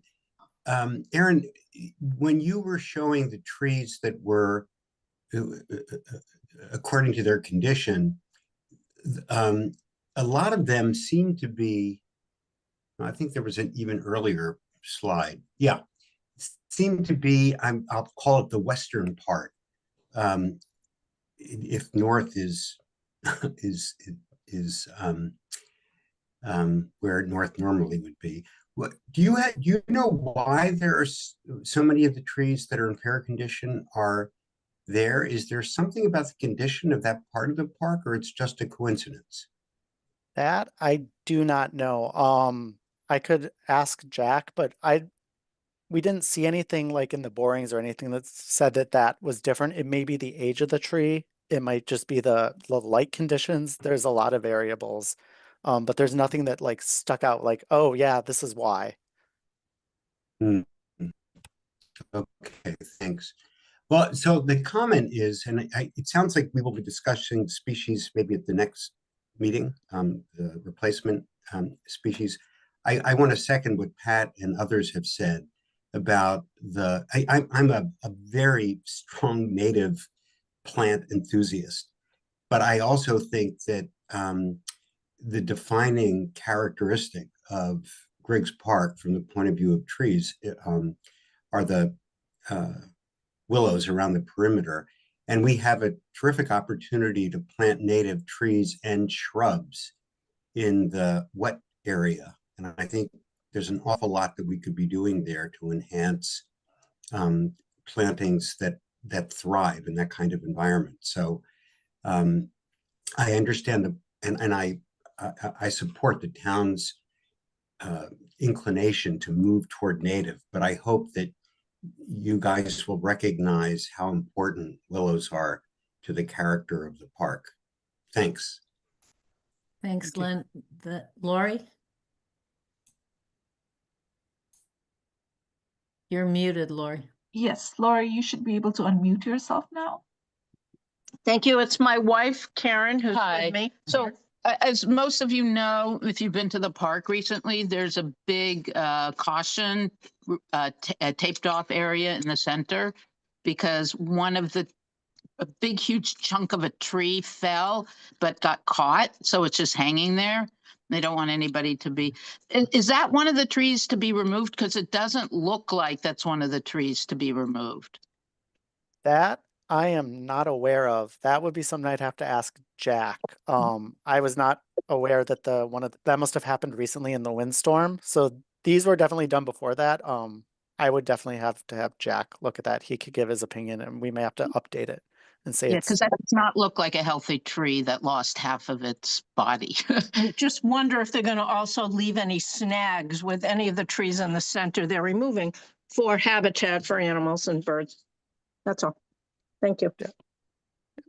Yeah, we could ask, Mealy, do you know of anything, what we do regarding snags? I know we wouldn't want to leave anything elevated that would pose a hazard to anybody. Yeah, I mean, But I typically think in conservation areas, Aaron, we leave it in there if something falls down, again, for habitat. But in this instance, we can discuss with, Alex and our conservation manager on that. I know it's done a lot in conservation areas. If your arborist can state that the trunk is not in danger of falling over, I think it's a nice thing to do. They usually leave them at about 10 feet. Yeah, If we have a absolutely. tree that has that tall a trunk. yeah, that's something we can look at, especially for these 3 that he has slated here. Maybe they leave the snag there if we can do it safely, just to provide habitat. Right. Naomi? You're muted. Hi, thank you. Just plus wanting all the comments about the willows. It is the defining feature of Griggs Park. That's what everybody knows. It's the park with the willow trees, and part of what really makes it feel magical and natural. So I'd love to see any of the willows that are taken down, replaced in the same spot or somewhere else, and also additional willow trees added. A couple other thoughts about tree placement. Maybe this could be, answered at the next meeting. If we don't know now, is with the existing trees and the new trees, can we ensure that 50% or more of the seating structures, benches, picnic tables, will be in the shade either immediately after the renovation is done or within 5 years, accounting for some tree growth. The park is extremely hot and sunny from about 11 in the morning until about 5 p.m. In the later spring, summer, and early fall. And so many people use the park for passive recreation, and our climate is getting hotter, and so providing that shade in midday and the afternoon at prime park usage is just so important. And I also couldn't quite tell from the pictures just because it's a little hard to see, but it looks like the 3 green trees on the edge of the playground on the perimeter of the park. No, go back. New trees, that one. Those 3. Just wondering if there are benches under them, or if we can make sure that there are, and ideally more than one bench. That bench that is currently in the playground that's close to the pine trees is prime real estate for moms nursing their babies, and parents and caregivers bottle feeding and giving snacks to their babies and small children.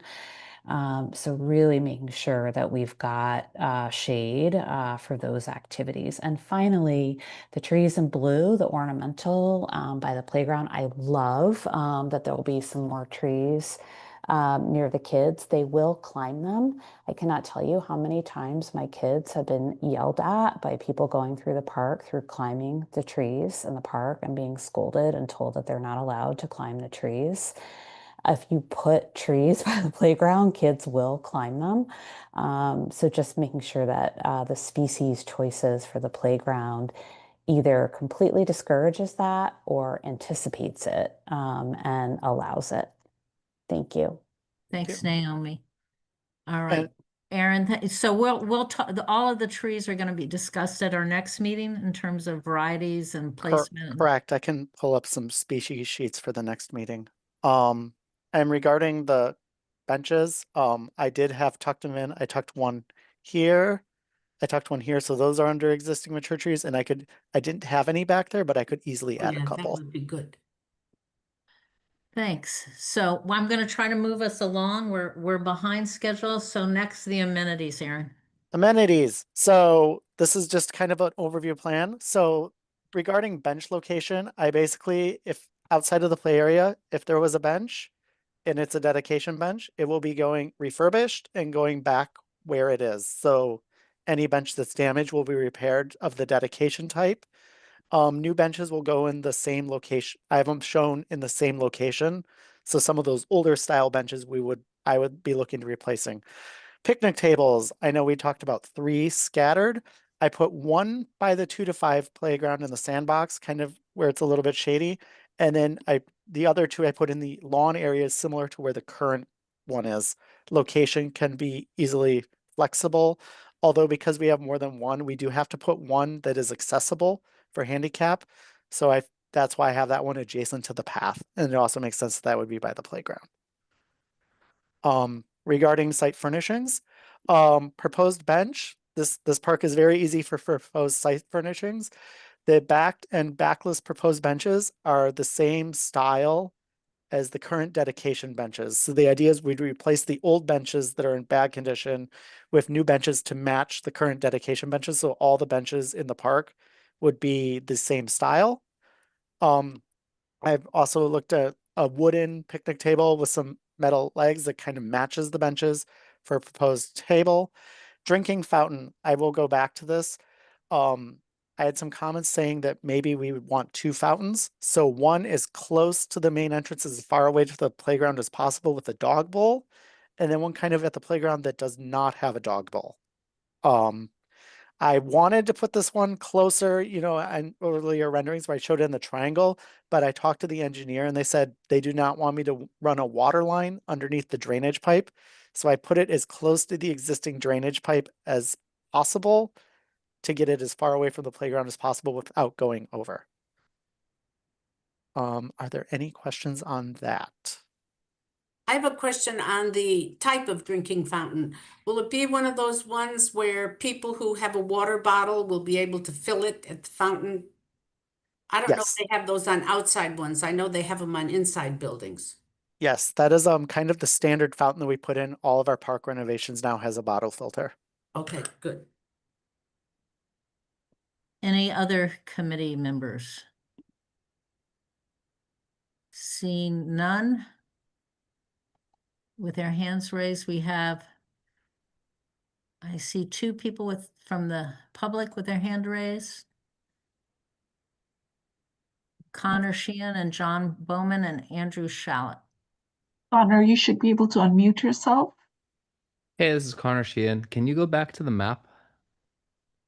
Love the idea of pulling the dog bowl way away from the play area. The spot where it's in right now, I think, is a low point in the park and ends up creating like really big muddy puddles. And when dogs drink out of the muddy puddles, they tend to get sick in our park. There's a lot of giardia and things. So if we're gonna put it there, can we make sure it's either on level ground or as close to level ground as possible, so it's not like dogs tend to like start drinking in one spot and then move to another. Yep. I just don't want them to get sick. Yeah. Part of that's kind of where we'd have to do regrading anyways to make the path accessible. Cool. So Great. that whole area would be coming up, and I can definitely look at the grades to make sure that it's at a high point, not a low point. Thank you. John? Hey, Johnny, you should be able to unmute yourself now. Thank you. I noticed in the slide that showed the types of benches, there are backless benches. And I would just vote against the backless benches. At least not a lot of them. And for the benches with backs, I noticed that some benches in town, the backs recline quite a bit. And in others, they don't recline as much. And for me as a senior, the benches that have reclining backs are much less comfortable. So I just wanted to mention that. That's all I have. Thank you, John. I can tell you for the backlist, the only ones we'd be proposing are for the couple right between where they're kind of serving as kind of a barrier between the playground and the path, just so that you have the option to sit on both sides. Everywhere else outside of like these 2 or 3 benches, they would be backed benches. And do you know where else they are? They're used now. Are they used, or do we have some of these in the park now? The back benches, any of the Yes. current dedication benches are this bench. So they're the benches that currently exist in the park. It's outside of the ones without arms, the really old ones. Those we'd be replacing. So these match the existing dedication benches in the park. And to John's other question, Aaron, can I just ask an added question? That doesn't look like it's as sloped as I've seen other benches in parks. It looks like it's pretty straight up, but I'm just wondering if those benches that are called the dedication benches, are they sloped or are they more of a straight back? I've actually heard that from other people in other parks. I would have to take a look at them. I haven't sat in one of them in a couple of months, so I can't really tell you compared to another bench. But the ones in the park that you're refurbishing look like the picture in the top left of this slide. Is that correct? Correct. They are the same model. I was able to dig through our records and pull that this is what was ordered for Griggs Park. Okay. And those do look like a fairly straight one, so just wanted to ask about that. Thank you. Will you put a center arm in any of them? Because sometimes it's nice to have a centered arm. I can if desired. All the ones I have currently shown are 6 feet. For center arm, we may want to do a couple that are longer. They put them in 6-foot benches. I mean, But yeah, if you'd like some with center arms, I can do some with center arms and some without, or even the new ones with center arms and keep all the existing because it's a lot of them without. just something to think about. Okay. Is the next person Andrew? Yes. Andrew Shelley. So I just want to note that it's 7:53 and we still have a few more agenda items. So if you all could please keep your comments brief, that will be greatly appreciated. So Andrew, with that said, you should be able to unmute yourself. Great, thank you. The picnic benches currently in the park aren't fixed. They're tables that can be picked up and moved around, so they're less like permanent structures. And I noticed that the pictured picnic tables are on posts going into the ground, and I hope the committee will consider using picnic tables like we currently have that can be moved around to accommodate different uses of areas in the park and not build more structures in the park. Thank you. Thank you. Michael, next. Yes, give me a second. Yes, Michael, you should be able to unmute. Okay, thank you. This is just a quick question. And it's going backwards, but it's about the drainage of the park. We discussed that it looks like the new accessible entrance on the southeast part of the park will have the curb cut removed.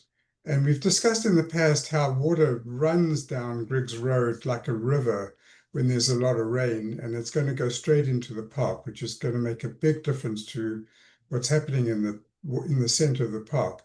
What are you going to do to mitigate that?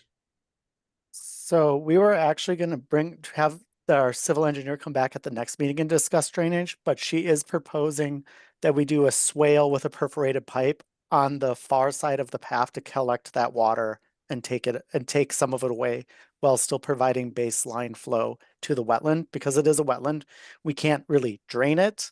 So we have to make sure that we're providing the same amount of water that currently exists.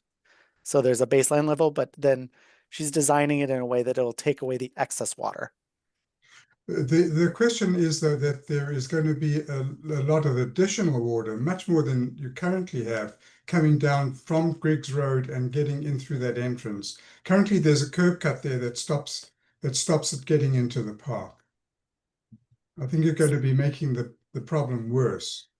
So I would have to look at the grading of the road, but to make it accessible, my guess is this might end up being a flush landing with a little bit of a high point, but that's something I'd have to work at with transportation with the existing grades of the road.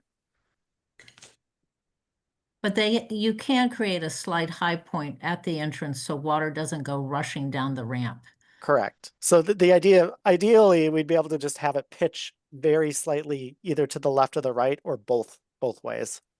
But without looking at the grades, I can't answer that right off the top of my head. Thank you. Michael? Michael just spoke, so it's Ariel. You should be able to unmute yourself. Thank you. Thank you to everybody for all of the work on this. And just a quick question, since we've talked some about this as a green dog park, and I saw the picture of the trash cans. Has there been an evaluation of what the optimal trash arrangement is for multiple use spaces? And particularly like right now, I've seen a couple of different variations of that, and it may be something that's not answered, doesn't need to be answered today, but just to give some serious thought to how to best manage trash so that trash and recycling and various things can end up in appropriate places and not overflow or become overly cumbersome due to the different types of use. Aaron, you want to talk about trash cans because you're not showing them on the plan? I did actually omit them. I was gonna have, similar to now, a recycling and a trash big belly at each entrance. So there would be 3 sets of 2. Regarding assessment stuff, Mealy, that would be a question for you. Yeah, I mean that's what like we're trying to do in terms of trash cans, like keep it closer to the park so we can service that in a convenient way. But because we will have trash cans at each of the entrances, that will help. And we potentially, like if there's overflow issues, there could be that like one of the entrances that's the most used could get 2 trash cans side by side instead of trash and recycling. So we could certainly look at that, look at the volume that's there currently, and try to address that. Thank you. And I think so both that, because there seem to be some supplemental trash cans right now.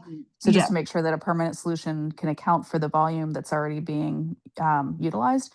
But then also just that pull open trash can slot seems to get kind of narrow. And I don't have a dog myself, but what I seem to notice is like the poop bags will get stuck in it. So I don't know if there's like a different kind of receptacle that could help make sure that the dog poop bags can get more easily contained and that people can just to meet the various types of trash needs. Yeah, if that makes sense. absolutely. Thank you. And our last comment on this subject is from Lynn. Yes, very quickly. I'd like to agree with the fellow who said that it would be better to have picnic tables that are movable as opposed to fixed. And I think you might want to consider having a couple instead of 3. We have 1 now, and I think 2 would be ample. But either way, if you decide to have 3, I think it would be good if they were not fixed. Thank you.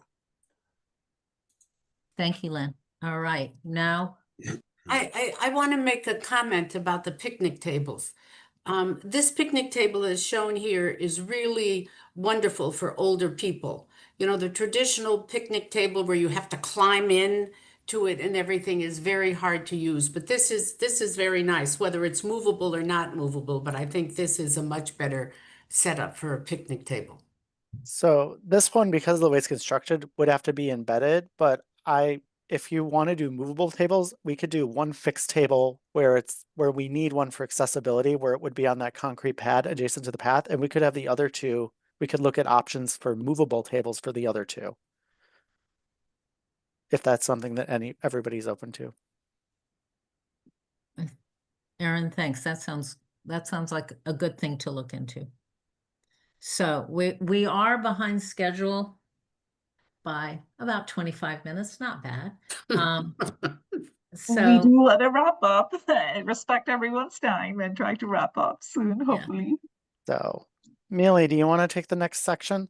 Yes, I'm happy to do that, Erin. So just to make sure, yes, I'll move on to this one. I think we have had enough conversation on furnishings. I want to just acknowledge by saying that we've heard over the last several weeks from many of the members of the community with concerns about construction at Griggs Park. And we know that Griggs Park is highly beloved space, and it really is a meaningful part of everyone's daily routines for the people from the neighborhood and also beyond. And we've based on those factors that while the park is under construction, that there wouldn't be limited access for folks. We've made serious considerations to think about, okay, how would phasing work, and can we even make it work? Is it feasible, right? So as we were doing that, like we've discussed with many people internally within DPW, including Erin and other landscape architects and our town engineers, and really putting our design hat and also construction contractor hat on. Okay, here's what the scope is, and how are you going to construct this? So a few factors we were looking at as we were, considering this idea was, thinking more about scope of work. We overall know what the big picture scope of work is, but really diving into it, right? Like, how do you construct all of these like key items? So we really dove into that, and I'll actually talk a little bit more extensively about scope of work in a bit. And then the next factor that we really have to consider is safety, right? Like if it's partially open, we're opening it to, people of all ages, like adults and seniors and kids and potentially dogs. So what would safety look like? Because it's an active construction site. Like, yes, we'll have a construction fence, but a construction fence could be easily knocked over, like if someone is not being careful, right? And so it's not a permanent fence, so that there's consideration to take on that. Then, then the next step you have to think about is what would phasing do to construction timeline and impacts to the neighborhoods. So would phasing increase the timeline or create more impact? Or, if it's like not phased, can it be shorter? So, we considered that like fairly significantly as well. And like diving back into our experiences in the past of what we've seen. Then that directly, the construction timeline directly ties into construction cost, workflow efficiency, and in terms of, now if you're breaking the construction into multiple pieces, then, what does cost look like? Because, as you're dealing with contractors, time and money is directly tied, right? And that's directly tied to their workflow efficiency and essentially economy of scale for them. And construction access and staging was something that we looked at very carefully as well.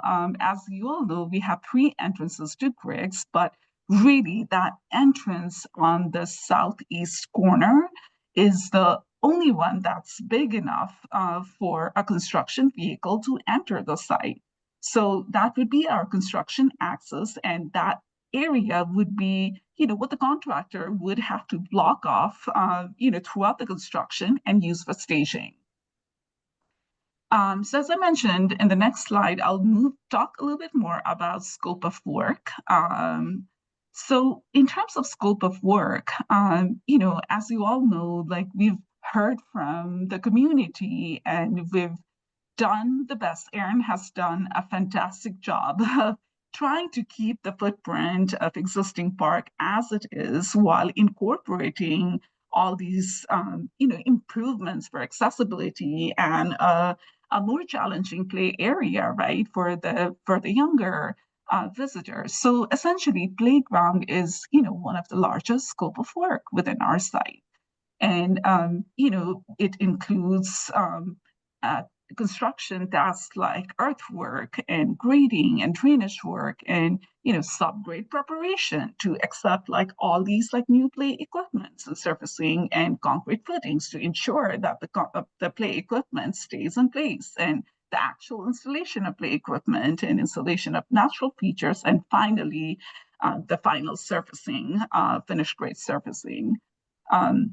And then the pathway is another larger part, pathway and drainage kind of goes hand in hand, right? Like as Erin mentioned earlier, there will be parts of the pathway, like where there will be a really shallow swale installed to take care of the drainage. So the pathway is like one that goes throughout the entire part, like as you can see here in the purple, right? Like it's the perimeter pathway, and it includes grading and earthwork and drainage work. And because of the installation of the drainage, like we have to replace the path to full depth, which means excavating what's there and in preparing the subgrade and installing the sub base and installing the asphalt, which is typically 2 different courses. And then like planting is another big part, which is going to be within throughout the site, which includes invasive removal and planting new trees, shrubs, and native plants. And really, like out of the planting, I would say loaming and seeding the new lawn and its establishment is a key part that's going to be part of the project. And finally, a small section for as compared to the other task is the ramp. And the ramp, new accessible ramp at the entry is going to include, again, earthwork grading, your sub base and installation of the low wall and installation of the actual concrete ramp and the railing. So as you can see here, given the size of the park, the scope of work is really expansive, and except for the play area and the ramp, like the pathway and drainage is a huge part, and it goes throughout the park. So based on the scope of work, really, then we started to think about, Aaron, if you go to the next slide, what would the impacts be, right? Like, because, again, like we have to really think about the impacts and how it affects, everyone who goes to the park. And the number one thing on our list is safety. As the Department of Public Works, that's the top thing we all think about. Everyone who works here always thinks about safety. Are we keeping people safe here? While making sure that they're enjoying all these like amazing spaces. So again, as I mentioned earlier, because it will be an active construction site, like as soon as you open up a part of that, like safety, there will be numerous conflicts. And based on our past experiences, when we have tried to do the phase opening, we've never had like any, no conflict situations. There's always been some sort of conflict. And, sometimes like it's not intentional conflicts, but, those accidental conflicts are even worse. So safety is a huge issue here.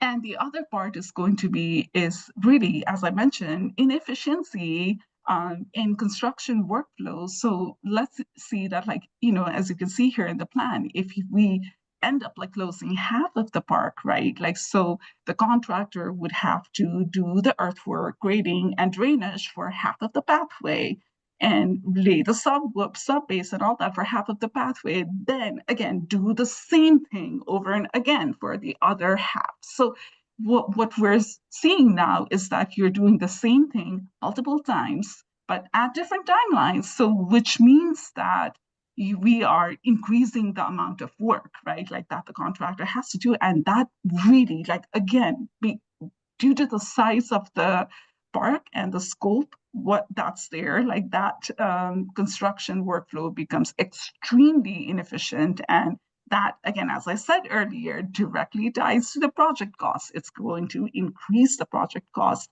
It's going to extend the construction timeline. And we also have to think in terms of construction timeline that we're in New England here, right? So really, if we're lucky, depending on the weather, really our construction time is sometime in spring to November, December. Like this year, it was colder much earlier. So really, we had to stop any construction work like by first, second week of December. So it really is constricted by the weather, and we only have so much time. So we really don't want to extend that timeline any further. So again, Aaron, if you go to the next slide, we understand that, there's a desire, there was a lot of advocacy on keeping the park partially open. And again, we tried to think about it in multiple ways and see, like, are we missing something? Can we really do it this way or that way? And we really came to a conclusion that because of the size of the park and scope of the park, like, we really cannot face it. And in a safe way that would be comfortable to let people in.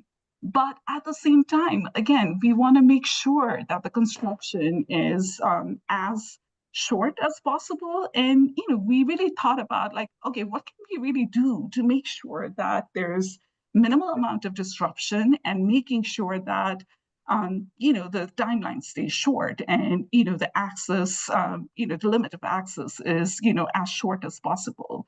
So first thing has been like really simplifying the design, and we've heard again and again, like in the past 4 meetings and also like multiple surveys, that people want to see the park as it is. And as I mentioned, we really have tried hard to do that. So we've really simplified the design approach, that we really think is going to help to keep the scope tighter and timeline tighter. The other big part is going to be, when is the project going to be bid, go out to bid, and the construction contract be awarded. So which is why this is a very critical time right now, and we're hoping that in the next meeting in March, when the DRC meets, we can get the final approval in the design. Then immediately we can go to Park and Rec Commission and get approval, and that way Aaron can immediately dive into construction documentation with our consultants and get that done by end of this year, right? By winter of this year, and get it out to bid. And what that does is that we will be able to award, in the winter, early on in 2027, the contract, and that way the contractor can immediately order long lead items, which goes to my next point of material procurement prior to groundbreaking. And that is a very, very important thing. And based on the scope of the work that we have right now, we can, and what we've seen in past projects, the play equipment is going to be the longest lead item here. And we want to make sure that we have the contractor on board by early next year, and they make the order on the play equipment. And that way, when the ground thaws in spring, we are ready to go. We are ready to break ground. However, we will make sure that the contractor does not put up that construction fence until they have a really solid confirmed date on the play equipment, because that's really the last thing we want is put up the construction fence and it's just sitting there doing nothing, and you all cannot access that. So we absolutely do not want that to happen. So we can absolutely include that as part of our specifications to make sure that all of those dates and timelines and milestones are hit, and there is materials that have been procured prior to construction. So that's all as of right now. Clara, do you all have any questions I could help answer?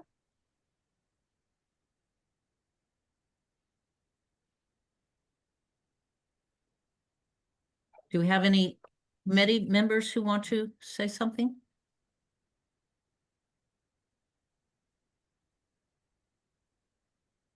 I don't see any.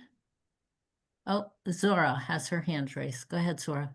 I think I'm very good. You've included all these considerations, because when someone is not really involved in the whole work, does not really realize how many things there are going on in the background. So I just want to say that it's really good that you explained how things work. Thank you, Zora. So, Mila, do you want to just recognize people since you're sort of heading up this discussion? Absolutely. So Ezra Newman has his hand raised. So Ezra, I'll make you a co-host.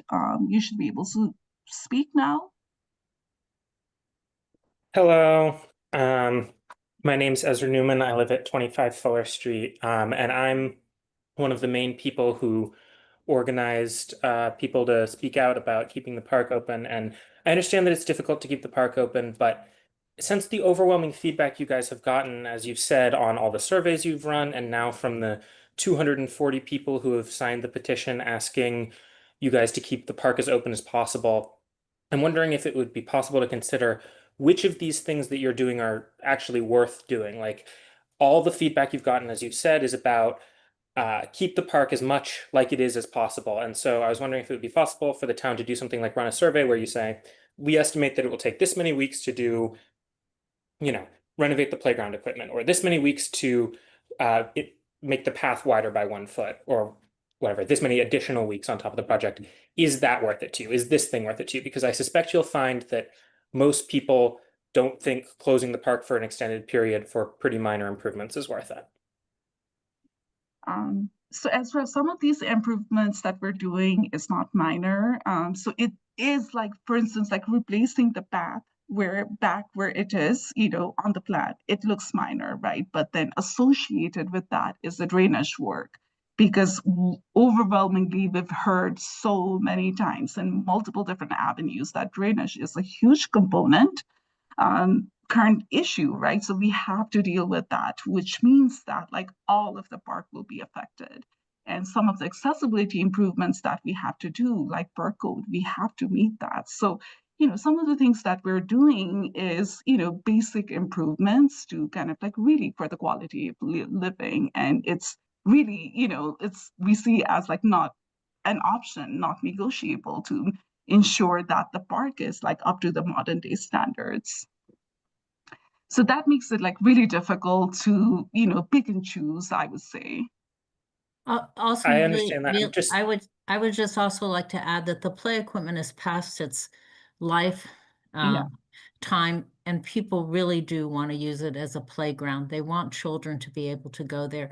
We've had many concerns about there really isn't enough play value. So I think there's much more interest in making it a really nice playground without the emphasis, without you losing the beauty of the park, which I think Aaron's design has done. Yeah, and I would also say that, like, let's say in a scenario where, if all the pathway is completed, if the drainage is completed, and there's like something we're waiting on play equipment, right? Like, for instance, our playgrounds need CPSI certification before we can open that, right? Like, and if we're waiting on that, then we can certainly open up rest of the park, just close off the play area. And that gives us like more soft openings. So it's again like when we say it's not going to be, we will work as the time comes to make those kind of rational calls to make sure that people are getting the access. I understand that you guys feel it's really necessary to do these improvements, but I will say I go to the park every single day, and every single person I've talked to at the park says, well, I just wish they wouldn't do anything if it's going to take, closing the park for an extended period. So I really think you guys should consider the possibility that, the people who use the park don't want you to close the park for a long time and spend a lot of money, period, even if it does improve all these things ultimately in the end, because the park is so nice as it is. That's what you've heard overwhelmingly. Thank you, Ezra. So should we go on to Connor? Yes. Connor, you should be able to unmute yourself. Yep. Thanks. I've heard similar sentiments from residents and park goers as Ezra. I was curious, as you said you like kind of went through all these considerations in your exercise of looking at the scope. Was there anything that was like in a stack rank lower on that list that you considered like we could cut this, it could save X period of time, or is this really an all or nothing? I will say that the ramp, if you all noticed, is a little bit different than what we had been showing last time. That will, considerably cut some, construction timing, because previously what we had shown was like a little bit larger retaining walls. And now like Aaron was able to really simplify the design. That's awesome. So, again, we have been like thinking about all those, simplifying the design approach. So it's, directly ties into the timeline. Yeah. Are there any other trade-offs that the committee can consider that could save something on the order of a month or more in the live construction timeline? All the like the lead up and bidding and everyone, like no one's worried about that. It's more the park being shut down. I wasn't sure if there's anything that's like, yeah, we were thinking about this. We assumed everyone wants it. Like, is it the expanding the path to 6 feet? Because now you have to go repave the whole path. I doubt that, but I imagine you have to repave it anyway. We would have to do that anyway. So I really honestly believe that like this is really the bare minimum that this was the best we could do. Yeah, absolutely. To really bring the park up to code and up to the current day accessibility standards. Okay. Thank you. Thank you, Connor.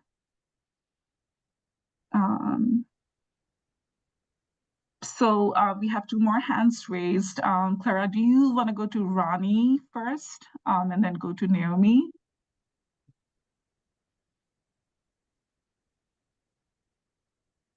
So, Ronnie, do you want to unmute yourself? Hi, thank you for all the work that you're doing. I wanted to echo that I hope you can find the most streamlined timeline for Griggs. I was born and raised on Vernon Street, and I think it's sorely in need of an update and in need of these additions. So I don't think that nothing should change, but I think that looking for the right contractor that prioritizes efficiency and effectiveness would really make all the difference, and simplifying everything as best you can to get as fast an outcome as possible will be great. I grew up going to Griggs, so did my brother and both my dogs, and we love it, but also think there needs to be some extensive, upgrades. It's time, and I appreciate you guys taking the time to do all of this.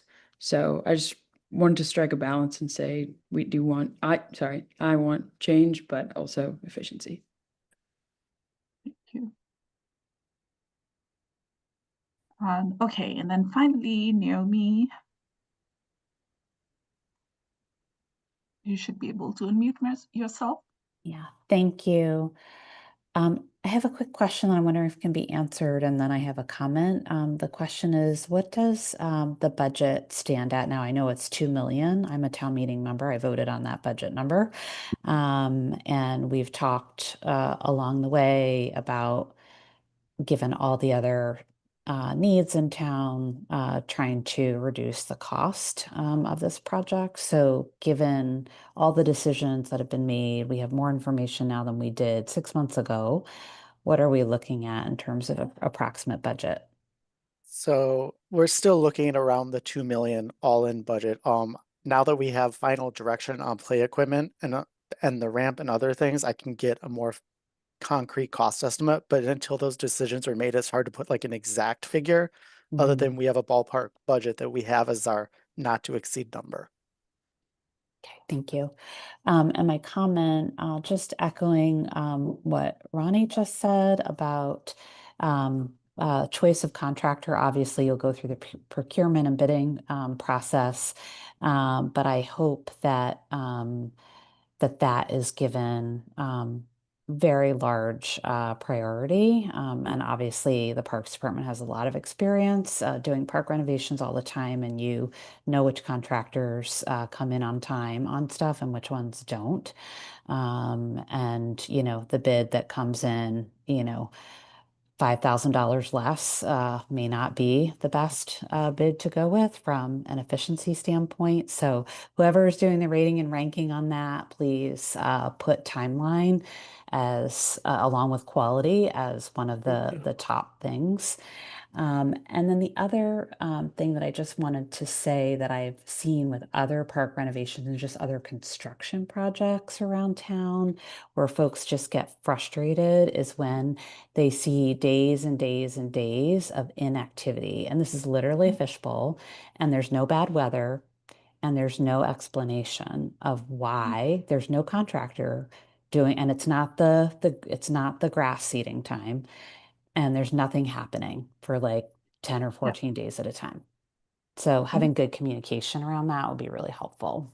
Absolutely, Naomi. I just want to clarify to everyone that because this is a public project, we have to follow the public bidding laws, which means that if a contractor, there are 3 contractors, we absolutely have to go with the lowest bid. So there's really nothing we can do about it. But what we can do is like during pre-bid meeting, these considerations that are up here to really help with the construction schedule, right? Like creating the timeline shorter, specifically the material procurement and how that relates to groundbreaking. That's something we would be able to work in part of like our project specifications and really explain that like that is a priority. And like you, absolutely, we do not want a construction project sitting there for, days and weeks with any inactivity. So that's absolutely on our radar to avoid in any project, but specifically here. Mealy, if we get a bid from someone that's extremely low and seems impossible, and they have bad references, we can reject them, correct? Yes, exactly. So if we can prove that, they do not have required qualifications, then we would be able to say, okay, this person is really not qualified and we can move on to the next bidder. But, without any specific reason, we cannot reject anyone. Right. Okay, so I have like one more hand raised, and Kara, maybe after that we could wrap up.